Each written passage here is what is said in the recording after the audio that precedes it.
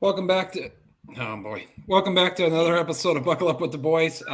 It's an honor and privilege to be in front of all you beautiful people out there. Trevor Dinsmore and Nate Seiss join us again tonight. Trevor has the Canadian flags. You can already tell how the Steeler game went. I think there's going to be strong opinions. Who wants to go first on this chaos of the game? I'll start us out. Okay. Pretty much that game told us everything that we already knew, in my opinion. We can't come back when we're not in the lead or it's not a one-score game. We can't run the football. We have our quarterback throwing the ball too much. And our defense is one big player away from being in trouble. We knew this coming in. At least I thought I did. I've sat here for months saying these things or things very similarly. I don't know how we're 4-3, and I keep saying it every week. I don't know how we're 4-2. I don't know how we're 4-3. I don't know how we're 2-2. I don't know how we're 3-2. I don't know. We should be 0-7. Honestly, I think we could be an 0-7 team. I don't know how we've won some of these football games. Our team has got good talent. We have too much money on the defensive side of the ball, not as much money on the offensive side of the ball. We have our number one pick sitting the bench. We had a number two pick sitting the bench for a while until we finally earned the starting role because of injuries. I don't know what they expect. I've just kind of let it roll off my back because there's nothing that we can do about it. It just sucks to watch this. It's the most boring, stupid football ever. We're going to have the most biggest dog shit of a game tomorrow. Perfect for Kirk and Al so they can run their sarcastic mouths all game. Not that I care because I think they're hilarious. But yeah, it's a perfect Thursday night football game on Amazon Prime. The coverage always sucks ass. These two commentators never want to be there because the games are so freaking putrid, make you want to throw up and go to sleep. We have Will Levis, who's a rookie quarterback. The Steelers, without Minka, will still find a way to bother him because our pass rush is good enough. The Titans' offense, has been terrible, although they got a nice spark last week. And our offense is so freaking terrible that, we're not scoring more than, 10, 17 points. It's not going to happen. And if we do, it's the defense getting us a touchdown or leading to a short field. So that's all I have to say. There's a lot of stuff that happened in that game, but I didn't expect us to win. I didn't pick us. It was very frustrating to watch. We couldn't do much of anything. Right. Real quick, I'd like to apologize if I kind of drift over here. I'm watching the Sabres game as we're doing this. So, Right. But Drew, I believe I told you this last night. We have beaten the dead horse, Yes. revived the dead horse, and now we're beating the dead horse again with this team. In the most obvious facets being on the offense. And don't get me wrong, the defense hasn't looked great either, but that's due in large part to the fact that they're out there for 35, 40 minutes a game. You're going to get tired. Yeah. You're going to give up some yards. That's just the way it goes. When your offense leaves you hung out to dry. It's called complementary football for a reason. Right. So, yeah, I really don't have anything more to say at this point. Other than the fact that, I'm purely going to be watching Thursday night's game for Al Michaels' commentary. That man is a genius. He is the GOAT, and he's going to be sarcastic as all hell down in the Berg. I only wish I could be in the booth with Kirk and Al. But, Right. I'm nowhere near qualified for that. So, Right. nothing more that really needs to be said about the offense, about the defense, about the way the Steelers play football this season. But of course, Drew, I figured you might want to touch on this too. The officiating, some of the inconsistencies we saw with that, the roughing the passer deal, and the offsides on the offense. And I'll tell you this, Drew, I told you this. Nate, I told you this too. My dad, Dean, texted me. And keep in mind, my dad's 55 years old. He's been watching football for a lot longer than I have. He texted me. He told me that he had not seen an offsides called on an offensive lineman ever in his life. I guess it's happened enough, but I'd never seen it. And, of course, that took the made field goal back, and Boswell had to kick a 60-yarder. He missed that. Changed the game, as did the roughing the passer penalties. You know, the one not getting called on Kenny, the one getting called on, I forget who it was. I think it was, I don't know, who made that hit on the opposing quarterback. I don't know if it was Kazi or I always fuck up his name. It might have been Kazi. Yeah, it was KZ. KZ. Yeah, I mean, I guess it was because he threw his body weight into him. I guess that's a textbook definition of the rule. I don't know how the hit on Kenny doesn't meet that textbook definition as well. Right. If you're going to call it stupid consistently at the very least. Right. I mean, I shouldn't have. Guess I better correct my verbiage there. I guess they're calling it by the letter of the law. The letter of the law is just stupid. Right. But, you know, that ultimately, I don't think that changed the outcome of the game. What did change the outcome of the game, I believe more so, was Kenny going out. Oh, yeah. I thought we were getting a nice little spark there going in the second half, just like we always do. Fourth quarter, Kenny coming out of the bricks like he always does. And then, you know, he goes down. I believe he has, what does he have, like a shoulder injury, elbow injury, some along those, or no, ribs, excuse me. Rib injury. Yeah, rib injury. Yeah. Which I guess they kept him out as a precaution because he's going to be starting Thursday night now. I don't know how ribs heal in 3 days, but apparently they did. Right. So, but yeah, that's really all I got to say. I can't get frustrated anymore. I really can't, because if I did, I'd probably have an aneurysm. Yeah, I just let it roll off my back, Trevor. Like I said, I've been trying it for the last month. I think I just started the process of letting it roll off my back a little bit sooner than you. But it's because it's been going on for the last 3 seasons. It's the same issues. You can go ahead and tweak the receivers. You can go ahead and tweak the corners. You can go ahead and tweak the line. It doesn't matter. You're not running the ball. You're not calling good plays. No. You're not good enough quarterback play. You're not getting the defense off the field ever. And you're not getting people to stay healthy on defense because they're always on the freaking field. Right. So it's the same issues. They're all really interconnected, and this has been the same things we've been seeing for the last 3 to 4 seasons, truly. Mm-hmm. Right. Well, I mean, things to throw out here. It's going to be a little bit of a spiel. Rodney Williams, the tight end in place of Darnell Washington. I want to know why the hell we think this guy should be on the field in front of the 3rd round draft pick. Guy's 6'8", not on the field. He's sitting on the bench. Why the fuck did you even draft him? I mean, what's the point? I mean, I always fuck it. Connor Hayward, he's a nice tight end, but I think damn well you would take over a 6'8" over that guy. I mean, I'm sorry. Darnell, you watch his goddamn clips from college. That's all you got to do. Put the guy in the fucking game. That's my first complaint. And then second complaint, Trevor, I told it to you last night in a very strong conversation. George Pickens only being targeted 4 times. That's a goddamn problem. Yeah. I hear you. I have him on my fantasy team. He only had the 1 reception. Thankfully, it was for a touchdown, so he still got me like 9 or 10 points. But carry on. Yeah. No, and then Mitch Trubisky's trash. I know he's a backup. He's a bonehead. I don't know. I mean, that's another thing we already knew. Yeah, and then to finish it off, I think the NFL, get Roger Goodell there, get Gene Steratore, whatever the hell his name is. Get these two guys. Yeah, get these 2 guys in a questionnaire, live. They can go Facebook Live or whatever, and explain what the fuck roughing the passer is. Because it seems like it's player to player.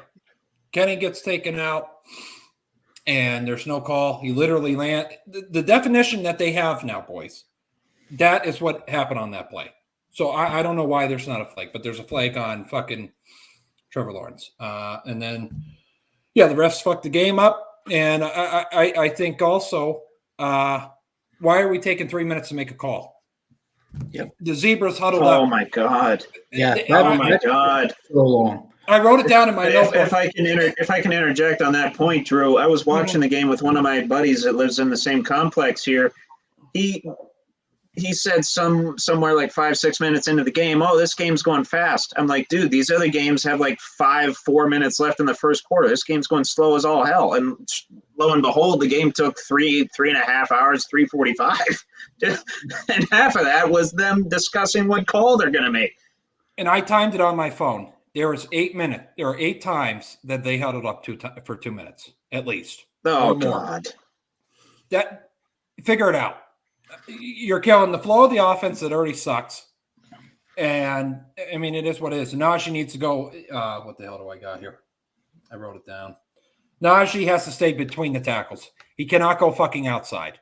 He's not fast enough. I don't know what the hell's going on with him. They should have Jaylen Warren starting. That's my final point on that. I don't know what you guys think about that, but I'm done with Najee. No, I'm with you. I'm with you, DB. I'm with you. The only thing I would add is you can't run the ball 12 times with this offense and expect to win either. No. And I understand that. Part of it is because Najee can't do anything. I don't know this dude's a bust. I'm sorry. I think he's a bust. Yeah. He's not. Travis Etienne was the pick after him. Right.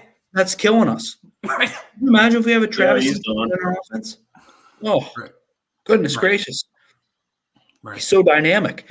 Now, Jaylen Warren can't do what Travis Etienne can, but I think he's closer right now to what Travis Etienne can provide than what Najee Harris is currently doing. Yes.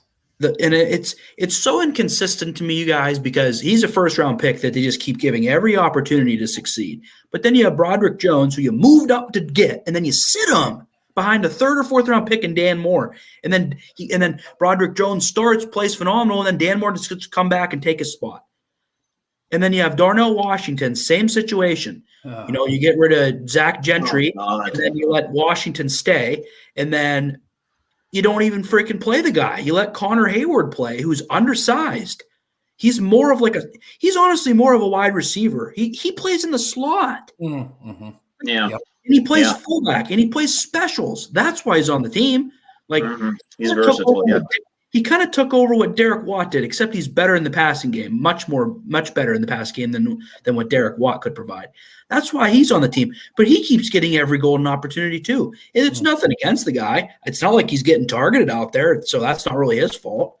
Right. But seriously, like he's like 6'0", and Washington's about 8 foot tall out there. Yeah. I mean, holy crow. He doesn't even get a chance. Yeah. Of all the atrocities that the Steelers personnel and Matt Canada specifically have committed on this offense this year, the misutilization of Darnell Washington, right up there. Up there for me. Y'all saw the training camp videos. Y'all saw the mini camp videos. Dude was making one-handed catches and toe tapping the ball. And I don't mean Gunnar Olszewski toe tapping. I mean toe tapping coming down with a catch. Yeah. Get the man the ball. It's not that hard. Sometimes it's as simple as getting one guy the ball, getting a playmaker the ball. And they have not done that with Darnell Washington. Look at what have I told you guys about the Jets and Breece Hall? Get that man the football. Look what happens. Right. Good things happen when Breece Hall has the football. Good things happen when Darnell Washington has the football. I mean, granted, Darnell Washington's not on Breece Hall's level of importance or significance yet, but he could be if you get him the damn ball. He has 1 reception for 4 yards. It doesn't even matter if he's in the game to catch the ball. Right. He's get him into run block, and they've done that a few times. Like, how is Connor Hayward getting the lid and the reps over Darnell Washington in the run blocking? I don't understand that. Is this guy does he just not know the playbook? Like, what is going on? Like, honestly, they can just be like, Darnell, that way, that guy, or that way. Right. Like, Darnell, fly route. If it's single high safety, fly route. Darnell, hit the guy in the other color. And no disrespect to other colleges. It is. I mean, but he comes from fucking Georgia. Okay. Georgia and Alabama are basically NFL fucking teams. Let's just be honest here. As close as it gets, yeah. He's not done. Put him on the field. I mean, like I told you guys, 1 reception for 4 yards. That's all he has. That's it. On the That season. doesn't bother me On the as much as season, the that's what he has. That doesn't bother me as much as the reps. He's I just know. never out there. I don't What care if he catches the ball. He's a blocking tight end, and that he's going to grow in the passing game. I don't think he's like an elite route runner. I know he's a freak athlete, Right. but really, it's like, how is he getting like out repped, especially with Pat out? Yeah, right. Come on, why'd And you pick him then? Pat's supposed to be out for another few weeks. Yeah, why'd you pick him then? Like, why'd you pick him? Here's what's blowing my mind. You could put him in. Another thing I have noted here, and that we got to move on to the trade block, and I know you guys have NBA stuff. The one thing I bothered me 4 times they subbed in Broderick Jones to basically fill the line spot of the tight end. Why aren't you putting Darnell in there? Like it's just stupid to me, man. I mean, I don't care who they use. If they put Right. Broderick in as the extra lineman, fine by me. But I don't even think he should. It should be Broderick on the freaking line starting. Yes. Why'd you Yes. trade up for him? Yes. I mean, come on. You're wasting this. You're babying these guys. Or they either have it or they don't. If they don't have it, then let us know now because we're not going anywhere. right. Like, let Naj play out his deal here and then just get rid of him. If Broderick sucks, then let him play for a year or two and then get rid of him. We did it with Kendrick Green. What's up with that? He was a third rounder. He got every crack in the world. Goodness gracious, he moved to the fullback for Pete's sake. Mm-hmm. Come on. Put him on the damn field. Right. And one bright spot at a Steelers game, Calvin Austin III. I really like the kid. They got to use him more. He had some nice plays there, nice receptions when he got the ball. But that's basically it. That's the wrap up of the Steelers game. It was shit. Yeah. Yeah. You one more note on Calvin Austin. Put him on punt return, please. Yeah. What the fuck? Put him on Who was punt and back kick there? return. I don't know. 48. I don't know. I'd have to look up the depth chart to figure that out. And you know me, I know the Steelers roster inside and out. I do not know who 48 was. Our fourth string running back who has cycled the AFC. He's been on like 5 different teams. And we had Desmond King, and they got rid of him. We had Gunner, and they got rid of him. Thank God. He got a for the Giants. That's the one thing they got right these last 3 weeks. Well, guess what? The Giants picked up Gunnar Olszewski. Guess what he did? He fumbled. And guess what? He was cut again. But guess what? They cut him immediately. Yep. Right after He the fumbled in 3 of the 4 times he had the ball with us. He had the ball once with them, and he fumbled. He has fumbled 80% of the time he's had the ball. Yes. And the other time that he had the ball, he toe tapped a kickoff. Yeah. So he pretty much fumbled it. He fumbled like the idea of having the ball. Like, come on. Yeah. But big things in the trade block I wanted to touch on, from yesterday. Well, yesterday was a deadline. Or what's today? It was yesterday at 4 Yesterday at 4 p.m. Yeah. Okay. 49ers, they're just more stacked, baby. They got Chase Young. Brock Purdy has struggled in the third quarter immensely these last 2 weeks, but having that kind of stud come on your team, how much more dangerous are the 49ers now? I mean, for fuck's sake. It's a genius move on the 49ers' part. Okay. It's a genius. Quite frankly, one of the best moves of this trade deadline here. I'll tell you which one I think is the best here in a second, but you get an all-pro like Chase Young in there, plug him in on the opposite side of Bosa. Your defense just got more stacked. And again, if he sucks, he's in a contract year. You don't have to re-sign him. No. You don't have to re-sign. And what do they give up for him? A third rounder next year. Yeah. Fucking steal.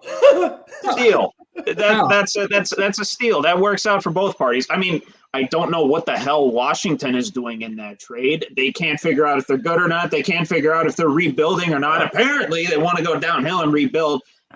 I don't know. They gave up Chase Young and Montez Sweat. I don't understand what they're doing. But if you're the Niners, yeah, that's cake. That's Oreo crumble ice cream cake right there. Mm-hmm. That is a phenomenal move for them.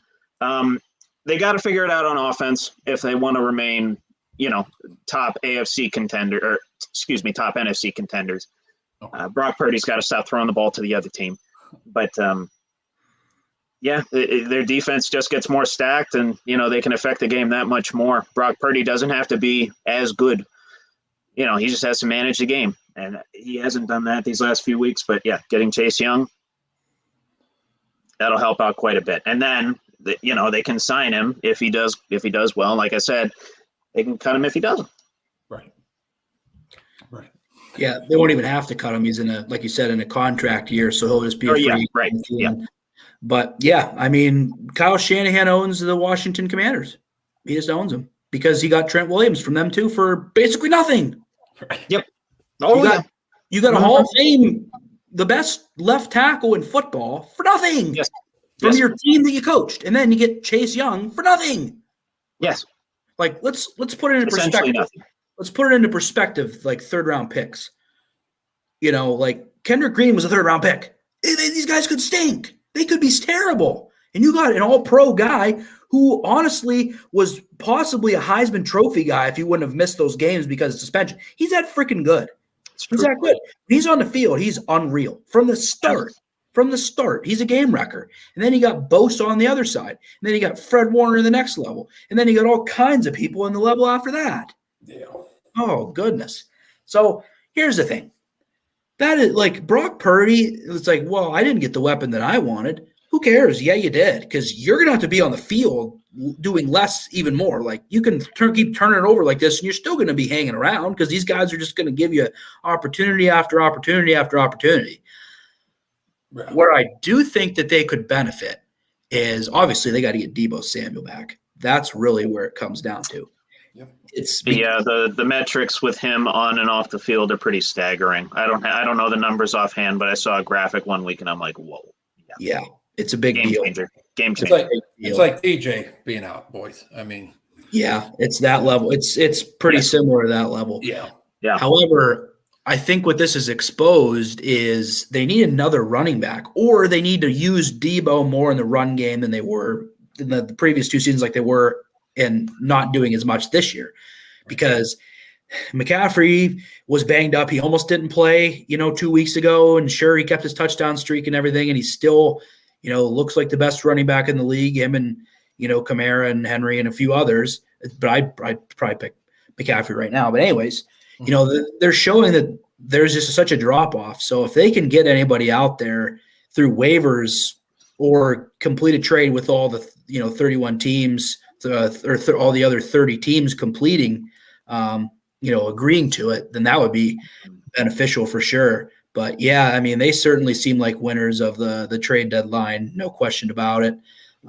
I would also say another team, I know it's not that big of a move and it wasn't even a trade, but the Philadelphia Eagles getting Julio Jones is just ridiculous. Yeah. Like if he can just be a shell of himself, that's just great because that's all he needs to do.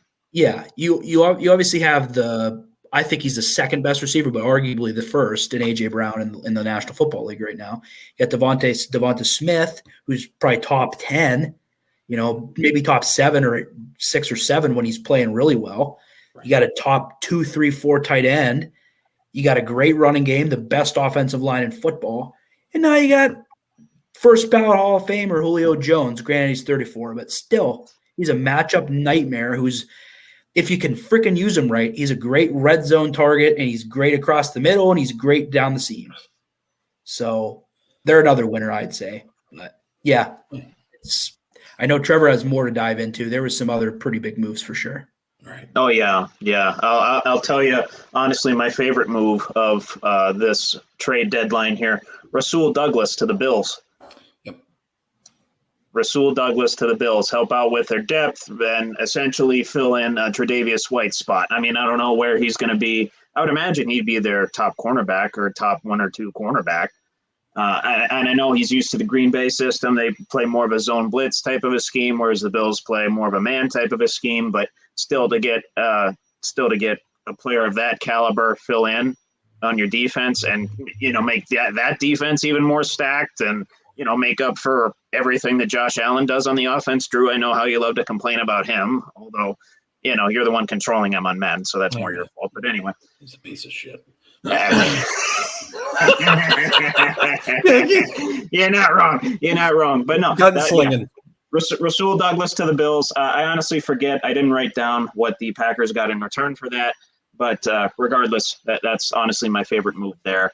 One I didn't really understand, Donovan Peoples-Jones to the Lions. What's for a sixth rounder? What's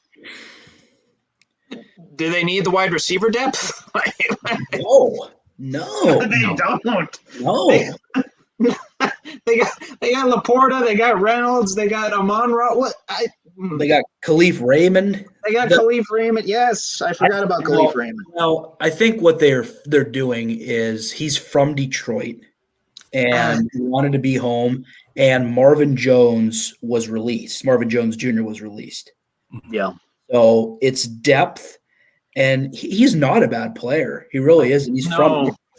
So it's like they wanted him. And it's not like he's getting used in Cleveland now. He had a decent year last year, and people had some high hopes for him. They're not getting him the ball. Although nobody in Cleveland but the running back is getting the ball, and the quarterback out of the snap. That's it. Yeah. Deshaun Watson's not doing jack shit. Not even him. PJ Walker. No, PJ Walker as well. Yeah. Well, Deshaun Watson's not doing jack shit because he's not on the field. Yeah. He says he's hurt. I don't know how much I believe him, but he's the most expensive cheerleader in NFL history. That's what he is. Yep. Him and Kyler Murray at the moment, but Kyler's going to be playing in 2 weeks. So, if not this week or the next week, there's rumors floating around he might play this week, but more likely than not next week or the week after. Yeah, I saw he's not playing this week. They're going with a rookie starter. He is not playing this week. Okay. Yep. But who knows? They could change their mind again because Coach Fire in Your Gut has changed his mind 18 times about who's playing quarterback this week already. He said Dobbs was, then he said Dobbs isn't, then they traded Dobbs. And then they're like, well, it might be Kyler, but it might be this rookie that I can't even remember his name. And then they're like, but no, we think it's going to be the rookie because we don't think Kyler will be ready. It's like, who cares? You're 1-7 anyway. I don't care. Just march someone out there. Who cares? And that was top of the headlines too. And I'm like, what the fuck are we? It's a 1-17. Who cares? Who cares? Like, no offense to Arizona fans out there, but sorry, your team's dog shit. But touching on that too, Josh Dobbs glad he's getting another shot in Minnesota. He's going to step right into that starting QB role, and he has weapons at his disposal to say the least. Of course, Jordan Addison, J.J.F., T.J. Hawkinson. He's got a good shot to have a pretty decent season. Now, do I think the Vikings are going to go on a run, make the playoffs? Probably not, but will Josh Dobbs have a good showing and hopefully ball out to the best of his ability? Yeah, and I wish the best. Nothing but the best for that guy. One of the smartest football minds that I know of.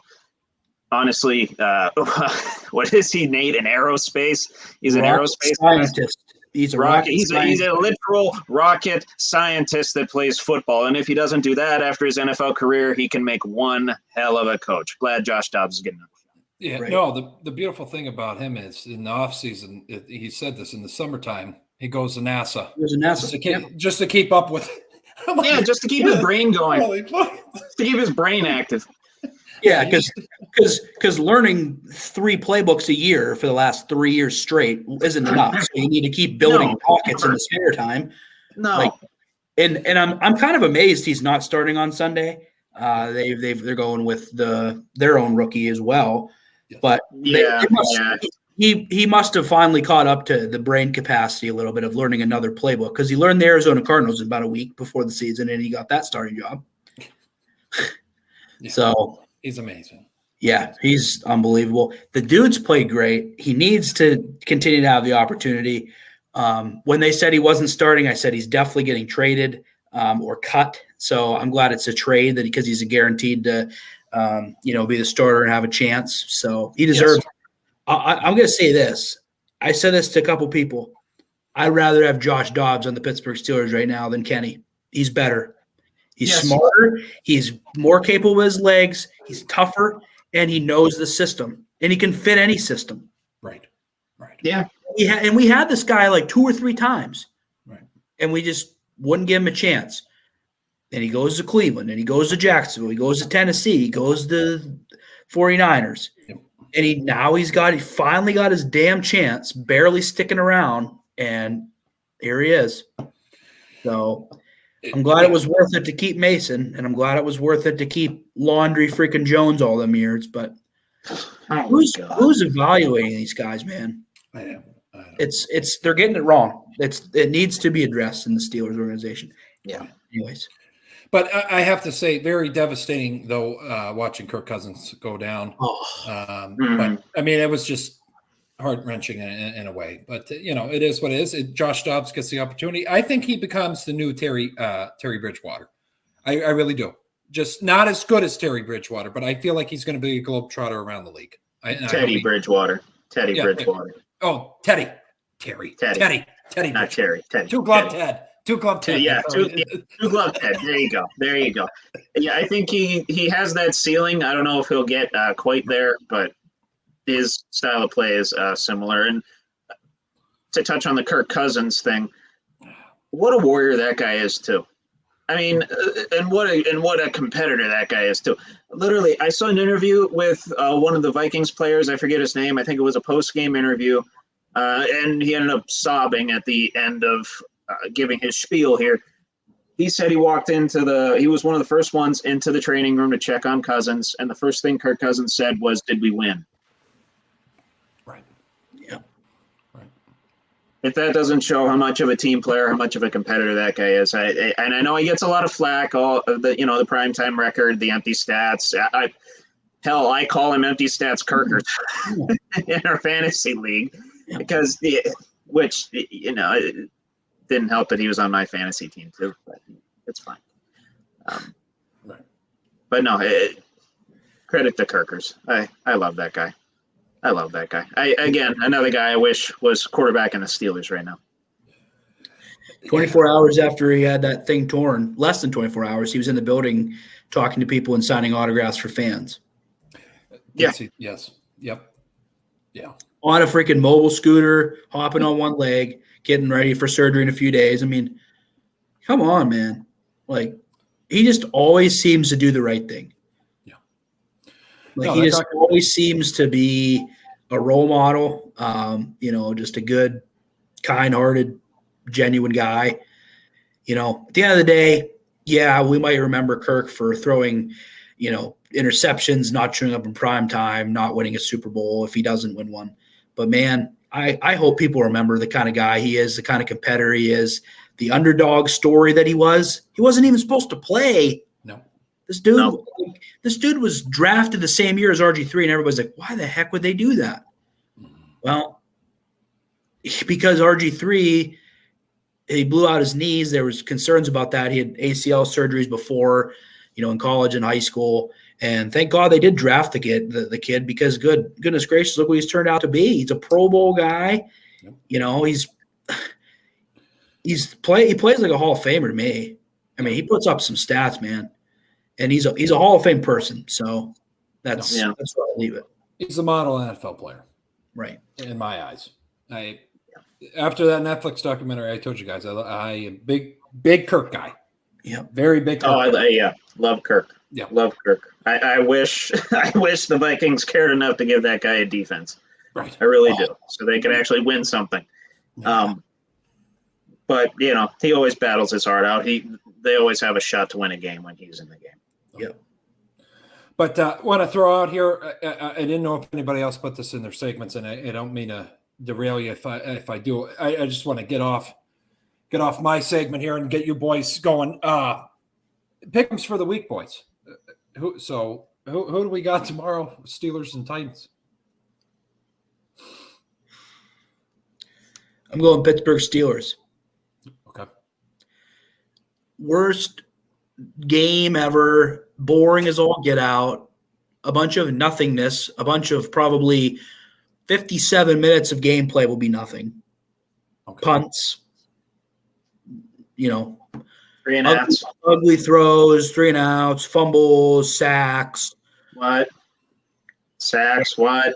Interceptions, what? Yeah, all that. Everything. Most dog shit game ever. We'll win. I don't know why.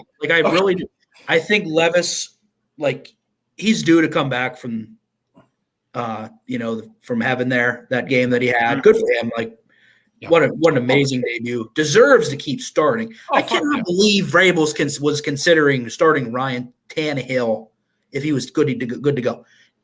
Don't He's not the man anymore. don't you dare. Mm-mm.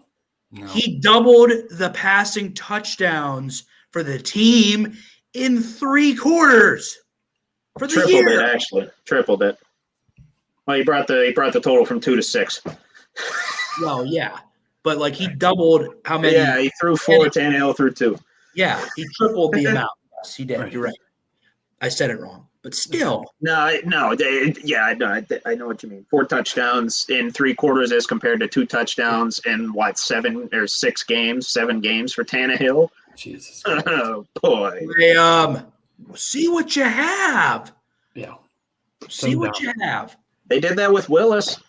Do it with Well, they Levis. know what you have there, and it's nothing. No, I know what at least they saw what they had, and what they had was not good. Yeah, No. Malik's terrible. Not good. No. Maybe Levis will be better.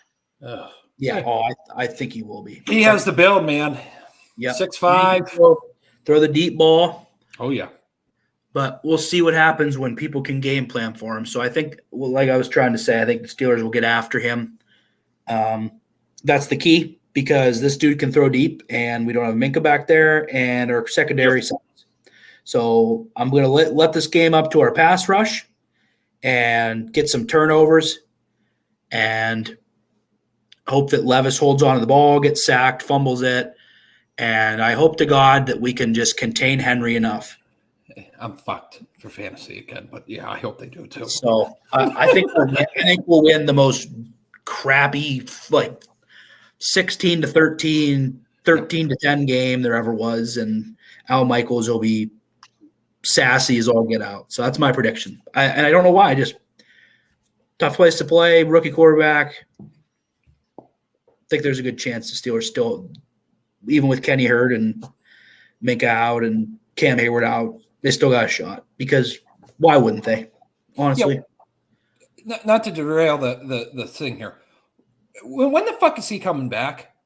well, he had a 21-day window to return. They activated him, so I think it's got to be next game. Okay, because I'm I like, think- there's I the believe limit he's- here. He has to get back here. Like I don't know what the He fuck. either has to come back or he has to be shut down for the rest of the season. Right. Yeah, So- I read right before we got on here he was activated for Thursday, so he's going to be playing. Nope. Oh, still Cam is playing tomorrow. Cam that is kinda playing. Sways Wow. my. That Wow. sways. Yeah, that's pretty big. We know how our run defense has been thus far. And I know he's coming Yeah, off injury, not very but good. he's fresh as shit, dude. He's fresh Yep. like regular season. I mean, Yeah. at the beginning of it. And this isn't an insult to DeMarvin Leal, but I'd rather have a banged up Cam Hayward than DeMarvin Leal. Oh fuck yeah. Yeah. No offense. No offense. Yeah, saying yeah. No, yeah. I mean, geez, these guys they're pro athletes, and we're criticizing them for being bad at the highest level of the game. So Hey, they're making millions, so they better show the fuck up. You know what I mean? no, absolutely, absolutely, No, absolutely. we need that bull rush. So Cameron coming back, that's huge. Sorry, Trevor. So who do you think though? No, you're good. Yeah, I will say this too. I am jealous of Al Michaels. He gets to be sassy for 3 hours a week on. Well, I guess it's not live national television because not everyone has Prime, but a lot of people have Prime. Yeah. And he gets to make $1 million a week. Not that he has not earned that; he has absolutely earned that. Even more than that, he's earned. But yeah, very jealous of him because I complain for how many hours a week I don't get paid jack diddly poo. But Right. anyway, Steelers winning an ugly one. It's gonna be sloppy. We're not gonna score 20 points. I know that. 2.5 We spread. seem to score 20 points, but I do think Levis comes back to earth off the emotional high that was last Sunday, especially with the short week, simplified playbook. We'll be able to key in on him a little better. Hopefully the defense will show up, like you said, Nate, get a couple turnovers, and let's get JPJ another interception. Why don't we, please? You taking that spread? 2.5. What is the spread? 2.5. 2.5. Yeah, I don't see why not. Okay. Yeah, even if we win it by a field goal, and If it comes down to that, we know Boswell's going to make it because the only one he's missed thus far this season was that 60-yarder. Got fucked over. That got moved back off of that offsides on the offense. And he gave him shit too. You see his social media. He was fucking hitting him up on his Instagram story. I love that. Oh yeah. You guys already know who I'm picking. I'm picking the Steelers all the way. It's going to be a shit fest. I say 2017. 2017 Steelers. You're projecting us to score 20 points. You're a brave soul. You're more optimistic than I thought. We get it, and I would put it out there, defensive touchdown. Steelers. We're going to need it. Yeah. I don't know who the hell's going to do it, though, but I think it's going to happen. I think Levis, he's going to be shitting his pants back there. I swear to God. If you got Alex Highsmith and TJ coming at you and now Cameron, and you're a rookie, I'd be a little fucking nervous. Oh, yeah. Yeah. But next game on the docket here, 9:30 in Frankfurt, Germany. Frankfurt, Germany. Yep. Yeah. Chiefs, Dolphins. This second or maybe third game of the year, boys. Pretty good game here. Geez, I'm going to actually have to wake up for the London or the overseas game. Right. These last few I haven't exactly woken up for. Right. My God, I'm hoping, Kansas City's going to score more than 9 points. I know that much because it's not going to be snowing. It's not going to be 6 feet of snow coming down like it was in Denver this past week. But, at the same time, Travis Kelce without Taylor Swift there, we all saw the splits there. I don't know if Taylor Swift's going to go to Frankfurt. Yeah. Well, she got it. The Swifties do, baby. There's Swifties in Germany. I don't know. Come on now. The Swifties will travel. The Swifties will travel and support the Chiefs fans. Get her a nice Brad and a mug of beer. She'll be down there. Go ahead. There you go. I'm feeling 22 in a fucking bar, baby. All right, keep going. Hey, you don't got to be 22 over there. Drinking age, I think, is 18.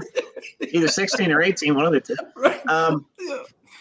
But no, I hope that's a shootout. I hope we see a lot of points. I hope that's in the 30s, and I think it will be.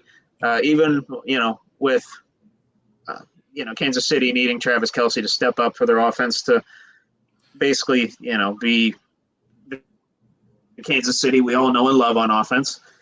I will say Eric Bieniemy, they're missing him. But even still, I'll take the pedigree. I'll take Kansas City in a shootout, 38-35. Oh, you're taking the over. Okay. Oh yeah.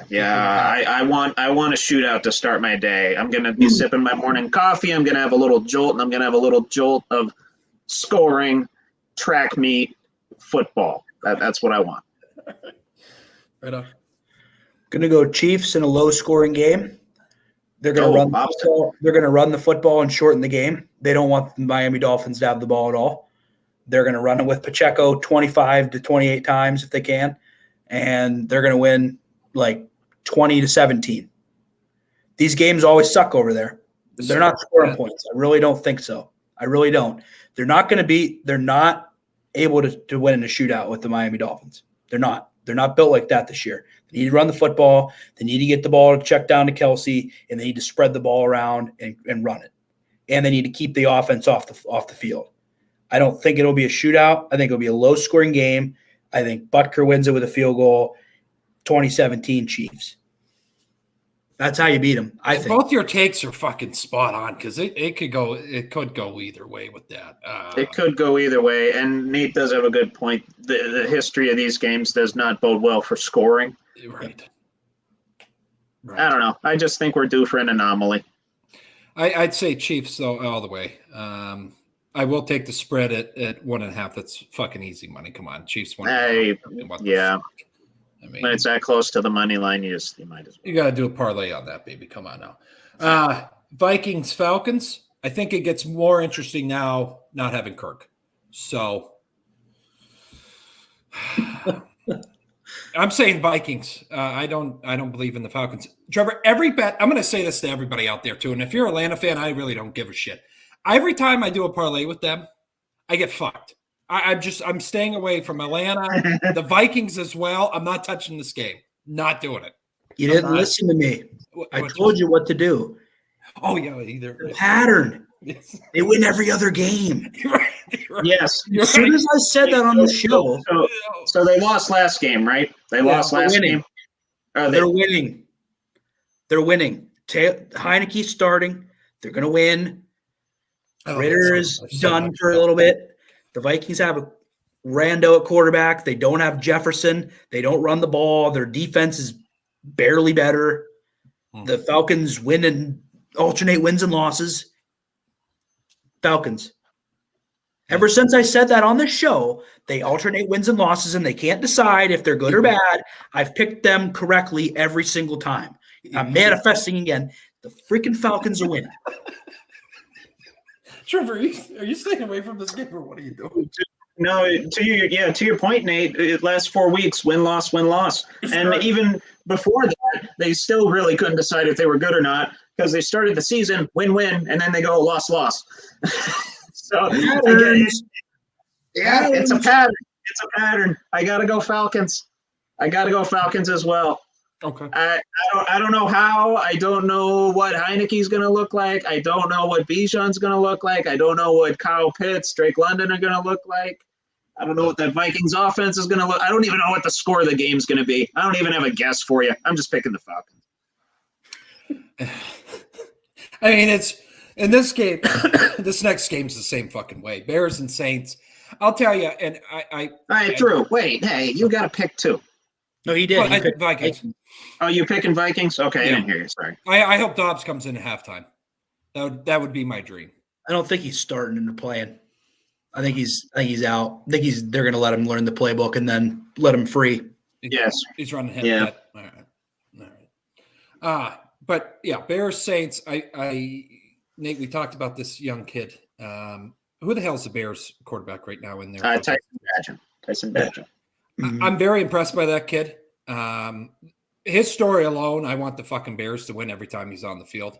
But who do you guys got here with the Bears and Saints? I want to hear your opinions because I'm very wishy-washy with this shit.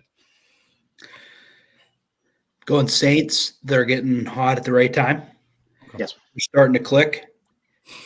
They figured out if we get the ball in people's hands that actually can do something with the ball, it usually works out all right. Because for a while, they just were going, well, we'll just get him the ball. But then they just wouldn't get him the ball. And now they're like using Taysom Hill like they're supposed to use him. They're getting Kamara the ball. Right. They're using the receivers in the right positions. Like, finally, Derek, just get him the ball, bud. That's all you had to do. And get Jamal Williams off the field. Oh. Yes. Yeah. Let him play Pokemon. Sorry, Jamal. I know you don't like people play Pokemon because that's what you're doing better right now. I don't know what happened to you. Ooh. Scored the most touchdowns in the league last year. You're not Mhm. out here. Sometimes just not a good fit. We've seen veterans go to New Orleans and not fit in well. The second string running back, a.k.a. Adrian Peterson, off of massive years that he had, went there and stunk. So, yes, I'm picking Saints. Bears, they're a mess. They can't stop anybody. They had a one-game wonder with Donta Foreman, and they don't let him start the next game. They let Johnson come in and play, and then they drop the football, and then they can't protect Tyson at all. It's a mess. I'm picking Saints. Yeah, Saints defense is too good, and they're getting, like you said, Nate, they're getting the ball to the right people. Quite frankly, just get the ball to Kamara. Please. Yeah, just get him the ball. Get the ball to Kamara and let him run. Let him pull a Barry Sanders on that porous Bears defense, Ugh. and they'll be just fine. Yeah, no, I think New Orleans wins convincingly at home. Spreads 8.5. I think they cover that comfortably. And to your point, Nate, too, maybe Jamison Williams can join A.J. Dillon on that farming simulator if he wants to try and, put a new game in the rotation, if you know what I'm saying. Drew, by the way, that farming simulator free for PlayStation Plus right now if you want to get it. Get out there, people. Get out there and fucking take care of your farm. We'll play forming games with AJ Dillon. Got it. I might. Yeah. You and me can have a farm together, Trevor. Yeah. Or I can DM AJ Dillon and say, hey, I'm a Packers fan. No, I'm not, but I want to play Farming Simulator with you. Right. So, right. No, let's after fucking go. looking at the spread here and the plus and minus here, the Saints are favored by a lot. You can't trust Alvin Kamara in a nightclub, but I hope he has a big game. And then I have the Saints against the Bears. I just had to throw that in there a little bit. Rams Packers. I think this is a very interesting game. A question that we were thrown out to, and I was waiting for the game, pick'ems here to throw the questions out from Instagram. Are the Packers drafting a quarterback this draft or not? Well, Jordan Love is certainly making that decision pretty hard. Okay. He does not Very good look question, good. I thought. He does not look good at all. I mean, I don't have his stats up right now to give you a full analysis on it. Well, yeah, here we go. 11 touchdowns, 8 interceptions, hovering around 50% of his passes completed. Do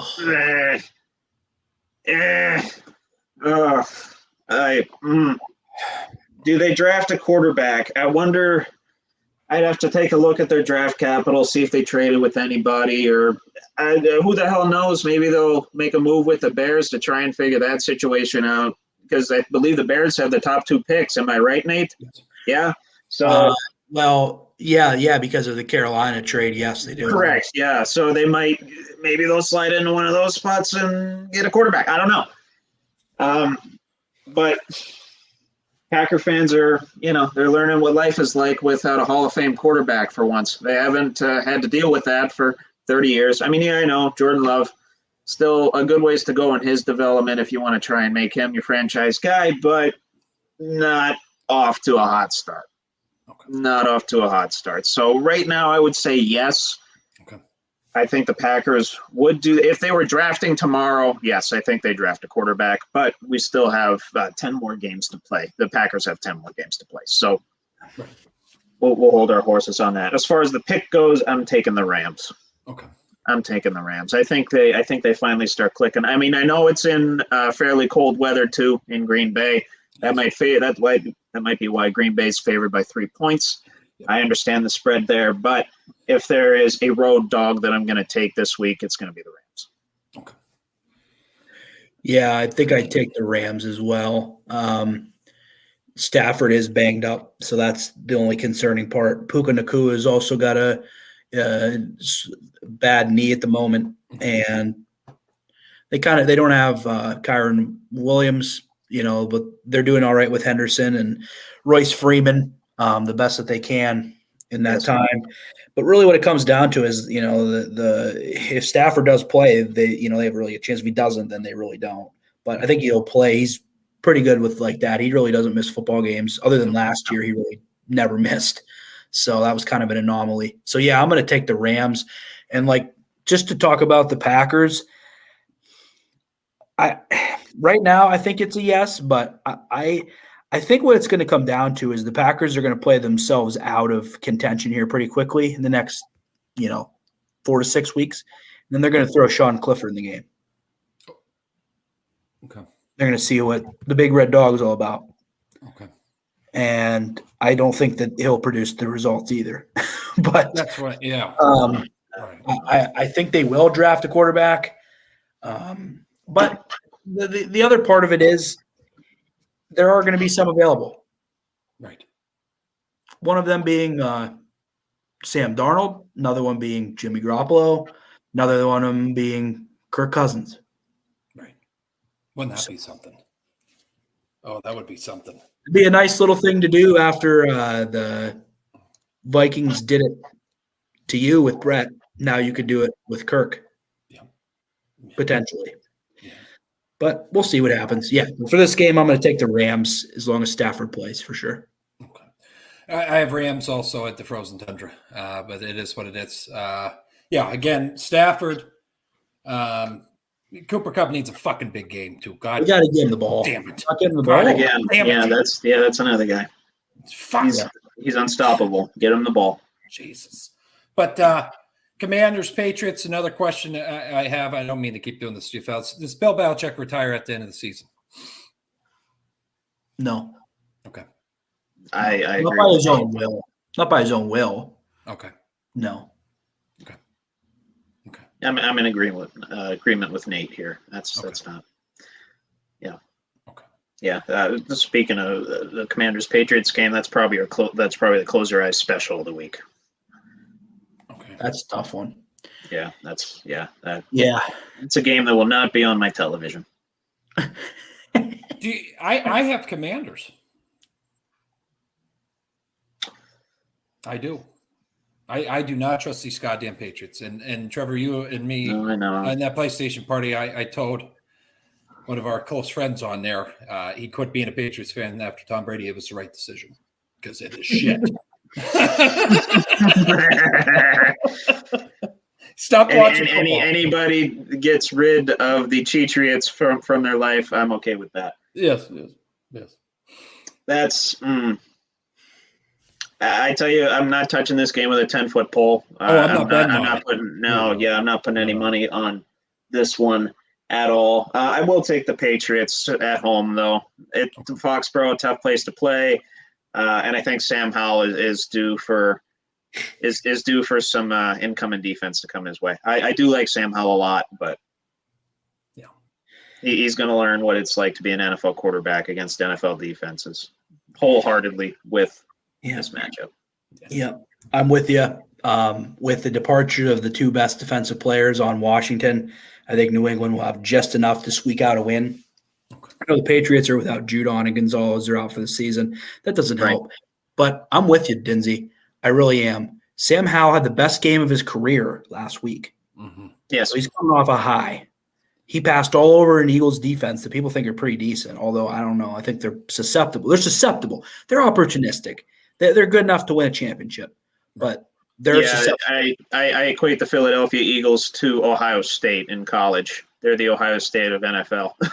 Well, this year's Ohio State defense is this year's Ohio State. Yes, correct. But I'm with you though. I think Howell will have a game where he struggles. They don't protect this guy. He holds on to the football. I think that the Belichick tandem, Steve and Bill, will dial some things up to get on some pressure on Mr. Howell, who is on pace to be the most sacked quarterback in a season in history. And I really hope that they take that away from David Carr, although I don't really I have nothing against Sam Howell. But, it's just a crappy record to have if you're David Carr, because really wasn't the kid's fault. But, I'm going to go Patriots in a crappy game, low scoring, but I think that the Patriots will make just enough plays to win because there's no pass rush. Mac Jones will be good enough and will stand in there and have a better game than he's had for a while. So, that's what I'm going to go with. Stevenson's due for a big game too. The Patriots are just due for a big game in general. Yeah, the Patriots are due for that's true. Oh my goodness. Yikes. Like I said, Close Your Eyes special. Yeah. Right there. That's the one. Yeah. Seahawks, Ravens, boys. Trevor, you and me have the strong. I know Nate.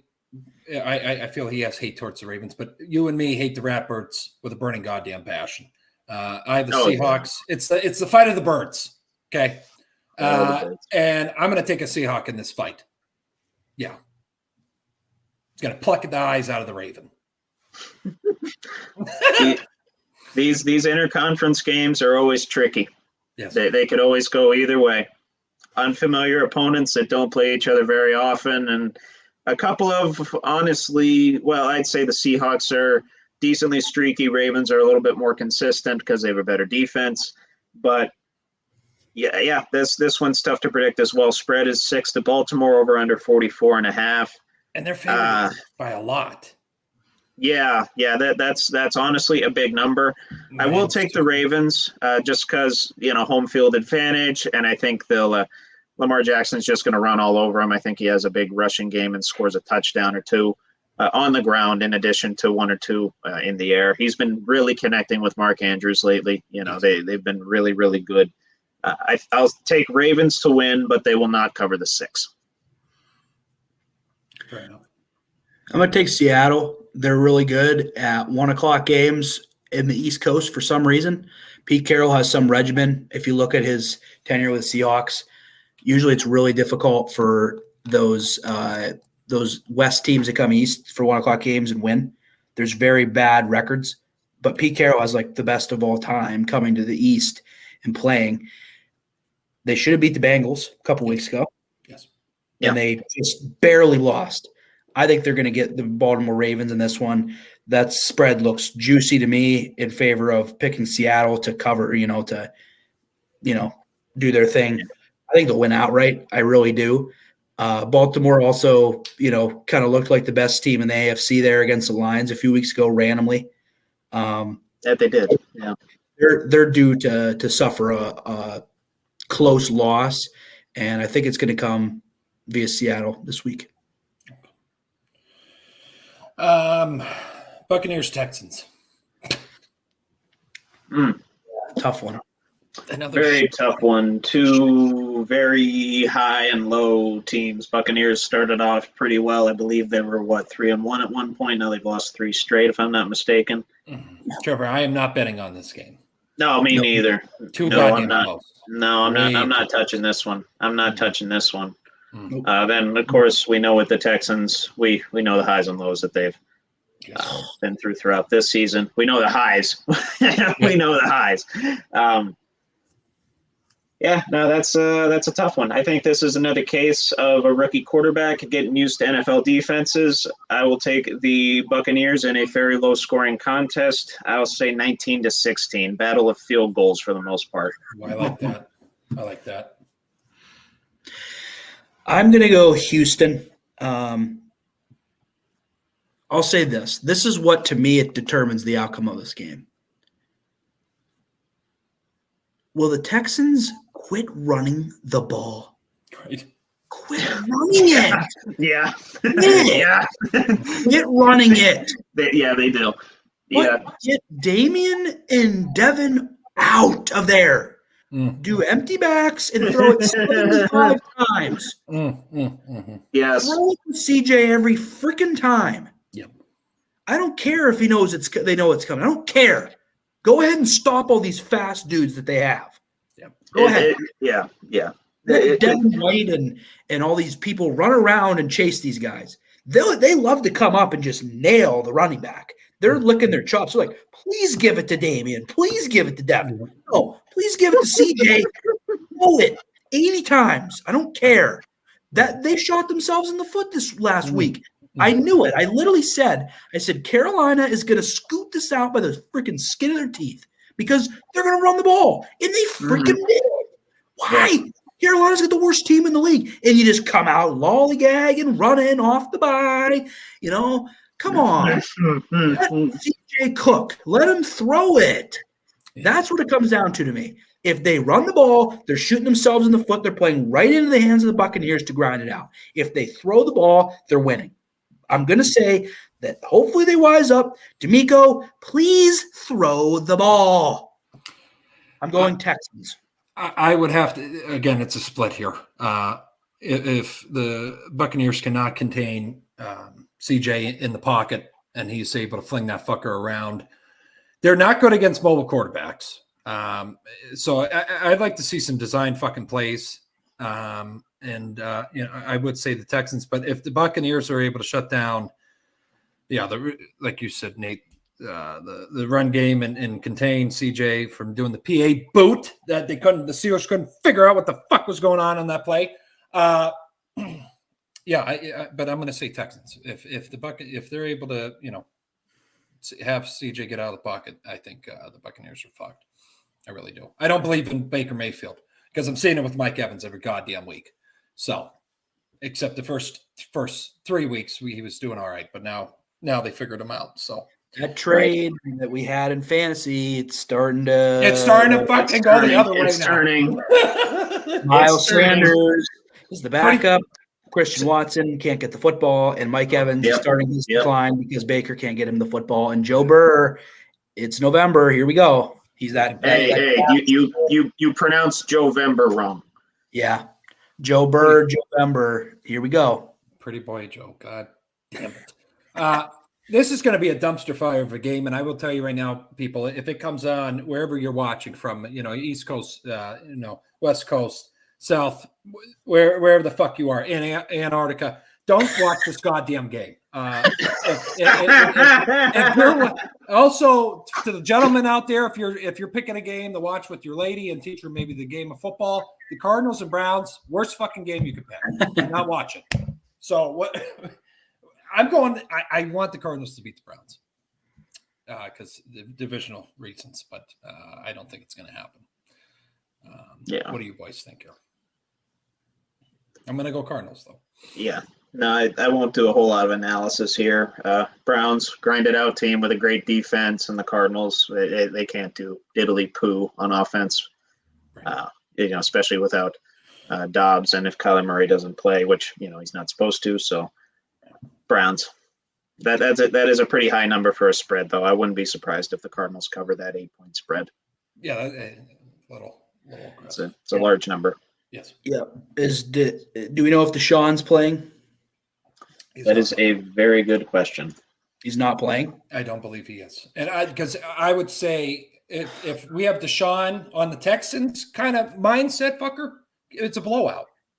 Yeah. It wouldn't even be a game, but this guy's just a bonehead, man. Like, I think the Browns will win, but I think the Cardinals will hang around because the Browns just won't be able to score. I think that they'll let the Cardinals hang around. There's no reason they should, but the Cardinals have some playmakers. If they can get the ball in their hands, they'll be okay. Browns struggle to score, but I'm going to go with the Browns. I think the Cardinals will cover that, though. I think Browns will win, but Cardinals, they want to lose. They want to lose. They don't want to win. Yeah. Yeah. I'm not picking them. They might have got their only win of the year. And it was against them Dallas Cowboys, so I will take that every day of the week and on Sunday twice, literally on Sunday. Just some news on Watson. He played every one of his first team reps in practice today, so looks like he's on track to play. Whether he plays or not, I don't know. Maybe he happens to schedule a massage at 1 p.m. and shit gets crazy, but. Guy has to get his own massage team. I mean, holy fuck. Anyway, James Conner, I was hoping he was going to be back. He's not going to be back till week 10. So even though it was a very sad departure from Pittsburgh, I still wish the guy luck, even though he's on the Cardinals now. It's sad to see that he's been out for so long. But let's see here. What else we got, boys? We're going to wrap this up here, and then you boys take over. Colts, Panthers. God damn it. It's not a good week here, Trevor. It is another not good week of betting since it's a very up and down type of week. Good teams playing good teams and bad teams playing bad teams for the most part. You got mid teams facing each other. It's just a lot of close your eyes specials this week, and this is one of them. But I'll take the Colts. I'll take Minshew Mania to run wild on Carolina. Carolina coming off that high, winning this past week. Yeah. Give me the handlebar. Give me the George swearing frat boy, Minshew, Colts. Yep, going Colts. Colts winning a shootout because their defense blows and their offense can put up. So I'm going to go Colts. A game will be in the probably high 20s to low 30s is what I'm predicting. So I'm going to go Colts. Yeah, I'm going to go Colts. Minshew wears his hat backwards. Fucking smokes a pack of Cowboy Killers before the game and puts a little Zinachino in. We appreciate his efforts and also drinks a Budweiser. So you can't not love that guy. I mean, he's American. If he had a tattoo of a fucking bald eagle on his chest, I wouldn't be surprised. That's how American that guy is. Love that guy. Love him. I love him. I still should have picked him up. But it is what it is. Colts. I'd rather have him than Kenny. He's got a better flow and he's got a better arm. Yeah, a little bit bigger of a personality too. Fine by me. He at least gets it done. Yeah. I think also I really was looking for Cole to address the news, and I was waiting, and I almost forgot to say it. So we got Giants and Raiders. The Raiders without McDaniels. Beautiful fucking sight for that organization. Yes. Trevor, who you told me last night who was taking over defense coordinator? Oh yeah, and, Antonio Pierce, former Giants player and Arizona State coach. Which, bear in mind, he left Arizona State in 2022 amid some recruiting violation allegations. So he's got some of his own skeletons. But, for the Raiders organization, I think that's pretty minor. Very minor. Yeah. Raiders, they also fired Mick Lombardi, their offensive coordinator, and Dave Ziegler, their GM. So they're cleaning house like right now. Right now, they did not wait. And hey, I'll admit, I did not raise my hand to say, hey, Josh McDaniels going to be first coach fired. For those that did, and for those that put money on it, my hat's off to you. Yep. Cashing in some bets right now. I dig it. Anytime you win money, I dig it. And if that means a Raiders coach gets fired, especially one the caliber of Josh McDaniels, I mean, hell, that's even making Raiders fans happy. Well, I gotta throw this up. You know what else? Okay, so Mark did everything else right. Okay, the other thing he needs to address this during the trade deadline was get a new fucking hairdo. Jesus. Well, that guy's needed a new hairdo for the better part of 30 years. So that's it's just the way it goes. I mean, at least he had one franchise that won a championship, right? Right. They won 2 in a row. Yeah. Right. Correct. Yeah. Couldn't be the freaking Raiders. Yeah. Mm-hmm. But who do you got in the Stumpster fight? Dable, I think, is going to outcoach this guy. No offense to Pierce.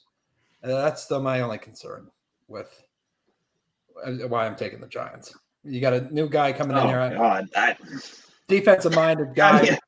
How do you pick either of these teams right now? Yeah. How do you pick either of these teams right now? This could be 9-6. Oh, it's that bad. Really? Okay. Well, although the defenses are pretty bad too, so I don't think. Yeah, it couldn't be. So, would you stay the hell away as a better? Oh my God, yes. Yeah, I mean, at this point, I mean, let's have the list. I mean, I rescind my earlier comment. I rescind my earlier comment saying the Commanders and Patriots were the close your eye special of the week. Here's your close your eye special of the week right here: Giants and Raiders. Another game. You could not pay me enough to watch this game on national television. It's not going to happen. Yeah. It's not going to happen. That is just going to be dumpster fire football all around. I mean, hey, maybe at least Jimmy G will complete a pass to a wide receiver and a half. Maybe that'll happen. Right. But I'd rather paper cut the in between my toes than watch this fucking game. Yeah. Well, hey, who knows too? Maybe Saquon could pull a Jahmyr Gibbs and outgame the Raiders again. Right. Jeez. I think he's gonna. I would take that. I would take the whatever his rushing props are. I would take that for Saquon. I'd have to look at some analytics before that. The Raiders' rush defense. Obviously, they're not that great, but still.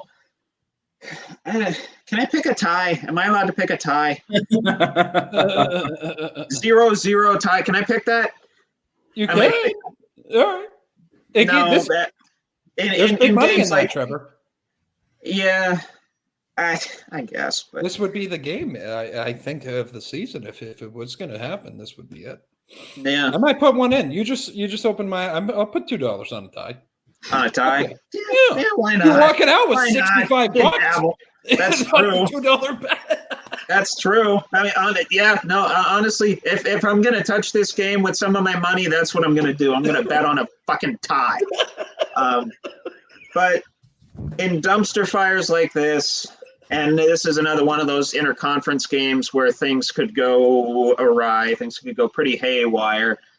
Once Bisaccia came in there a couple years ago for the Raiders, it kind of revitalized them a little bit. They should have never fired him. I don't know why they had ever the mob ties, and he was in Las Vegas. What the fuck else do you need? I don't know, man. Spaghetti cuisine. Oh shit. Yeah. All of that to say, by default, I'm picking the home team. Okay. Raiders. I can't pick the Giants right now. I can't. As much as I don't want to pick the Raiders, I cannot pick the Giants right now. Okay. I had the Giants last week. They should have beat the Jets. They wouldn't let the frickin' guy throw the ball. Threw one pass for -4 yards. Saquon ran all over them, but they just couldn't get in there. Drove me crazy. Zach Wilson had great 24 seconds of the game, and that's what they're talking about. It's like, well, what did he do the other 59 minutes and 30 freaking 5 seconds? Nothing. Like usual, nothing. So the Giants are on my shit list. They should have freaking won that game. That was stupid. I don't care if Tyrod got hurt. I don't care. Direct snap it to Barkley and just say, get out of the way. Nobody should even touch it. Let Barkley throw it. I don't give a crap. Stupidness. This is blasphemy. How are you such a great offensive mind, Dayball? Come on. This was terrible. Oh, man. Anyways, this is one thing you have not mentioned. This is a revenge game for Antonio Pierce, longtime Giants linebacker, Super Bowl champion linebacker. Nobody's picking the Raiders because, there's all this turmoil. No, the turmoil is gone. He was the turmoil. He was terrible. Yeah, he's kiboshed. Ex-nay on the McDaniels Bay. He's done. Go back to the Patriots and do your thing. Go be the defensive coordinator because when they came back, Patricia got to be the OC. So now you can go be the DC because they do weird things up there that only New Englanders understand. So go up there and do your thing. I'm picking the freaking Raiders for no reason, just because I think they'll finally go, okay, O'Connell, just throw the ball to Davante Adams 80 times, force it in there. And the rest of the time, Jacobs just run it and nobody else touch the ball, and that'll be enough. Because the Giants suck ass this year. Terrible. I mean, not to go back to the Patriots here, but they draft a fucking rugby player in the 3rd round, and somehow he turns out to be a fucking all-pro. I mean, it's something up there. But McDaniels was a cancer. And how bad do you think? I got to touch on this. How bad do you think Mark Davis is feeling right now that he got rid of the cancer, but you lost your franchise quarterback through that whole process? Because McDaniels, I've been hyping on it ever since that happened. He got Derek Carr out of there. Can we take a look at the last 4 years of Raiders personnel too, please? Oh my God. John Gruden signed him to a 10-year, $100+ million deal. Jesus Christ. Guaranteed, by the way. They still owe him that money. Fuck. And then, all the allegations come out with the whole emails. I don't have to. That's another dead horse that we could beat. But and signed Antonio Brown, and I don't believe he played a snap as a Raider. Nope, he didn't. Not even a preseason snap as a Raider. He might have maybe preseason, but he did not play a regular season snap. That I know for sure as a Raider. You got Ruggs going 700 miles per hour. And then you get Passacha in there, right? And then he revitalizes your team. They rally behind him to make the playoffs when they should not have made the playoffs. And then they make it a game against Cincinnati. They only lost by a touchdown, and they were driving to go tie that game. And then they fuck them. And then they go hire Josh McDaniel, who, after starting his Broncos career 6-0, went 5-17 because he couldn't cheat anymore. Thank you. You sign him to a 6-year deal. He's a piece of shit. And you fire him a year and a half in. And this is the second time. This is the second stint of Josh McDaniels that's ended with him being fired in his second year. In the middle of his second year, no less. Not at the end of the season, in the middle of the year. Goodness gracious. And they gave Hackett all that shit. And McDaniels is the guy that deserves all of it. No offense. I mean, Hackett just got paraded. Yeah. So Yeah, I'm with you. I think that Broncos team was not very good that he had. The problem that he had was he answered all these questions and let everybody know what he was doing.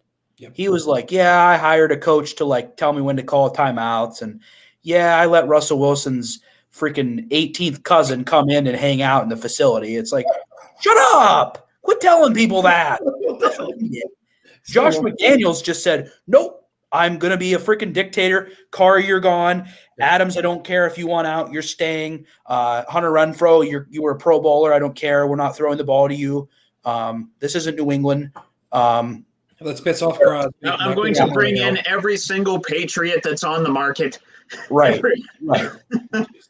Well, He we'll drive he tried to patriotize the Raiders, and yeah. But swinging Good try. over Cowboys Eagles. I think it's going to be a very, very high. I would watch this game. Yes. Who? This is a game I don't know, Trevor. Nate, I don't. This, along with your Sunday night game candidates for game of the week.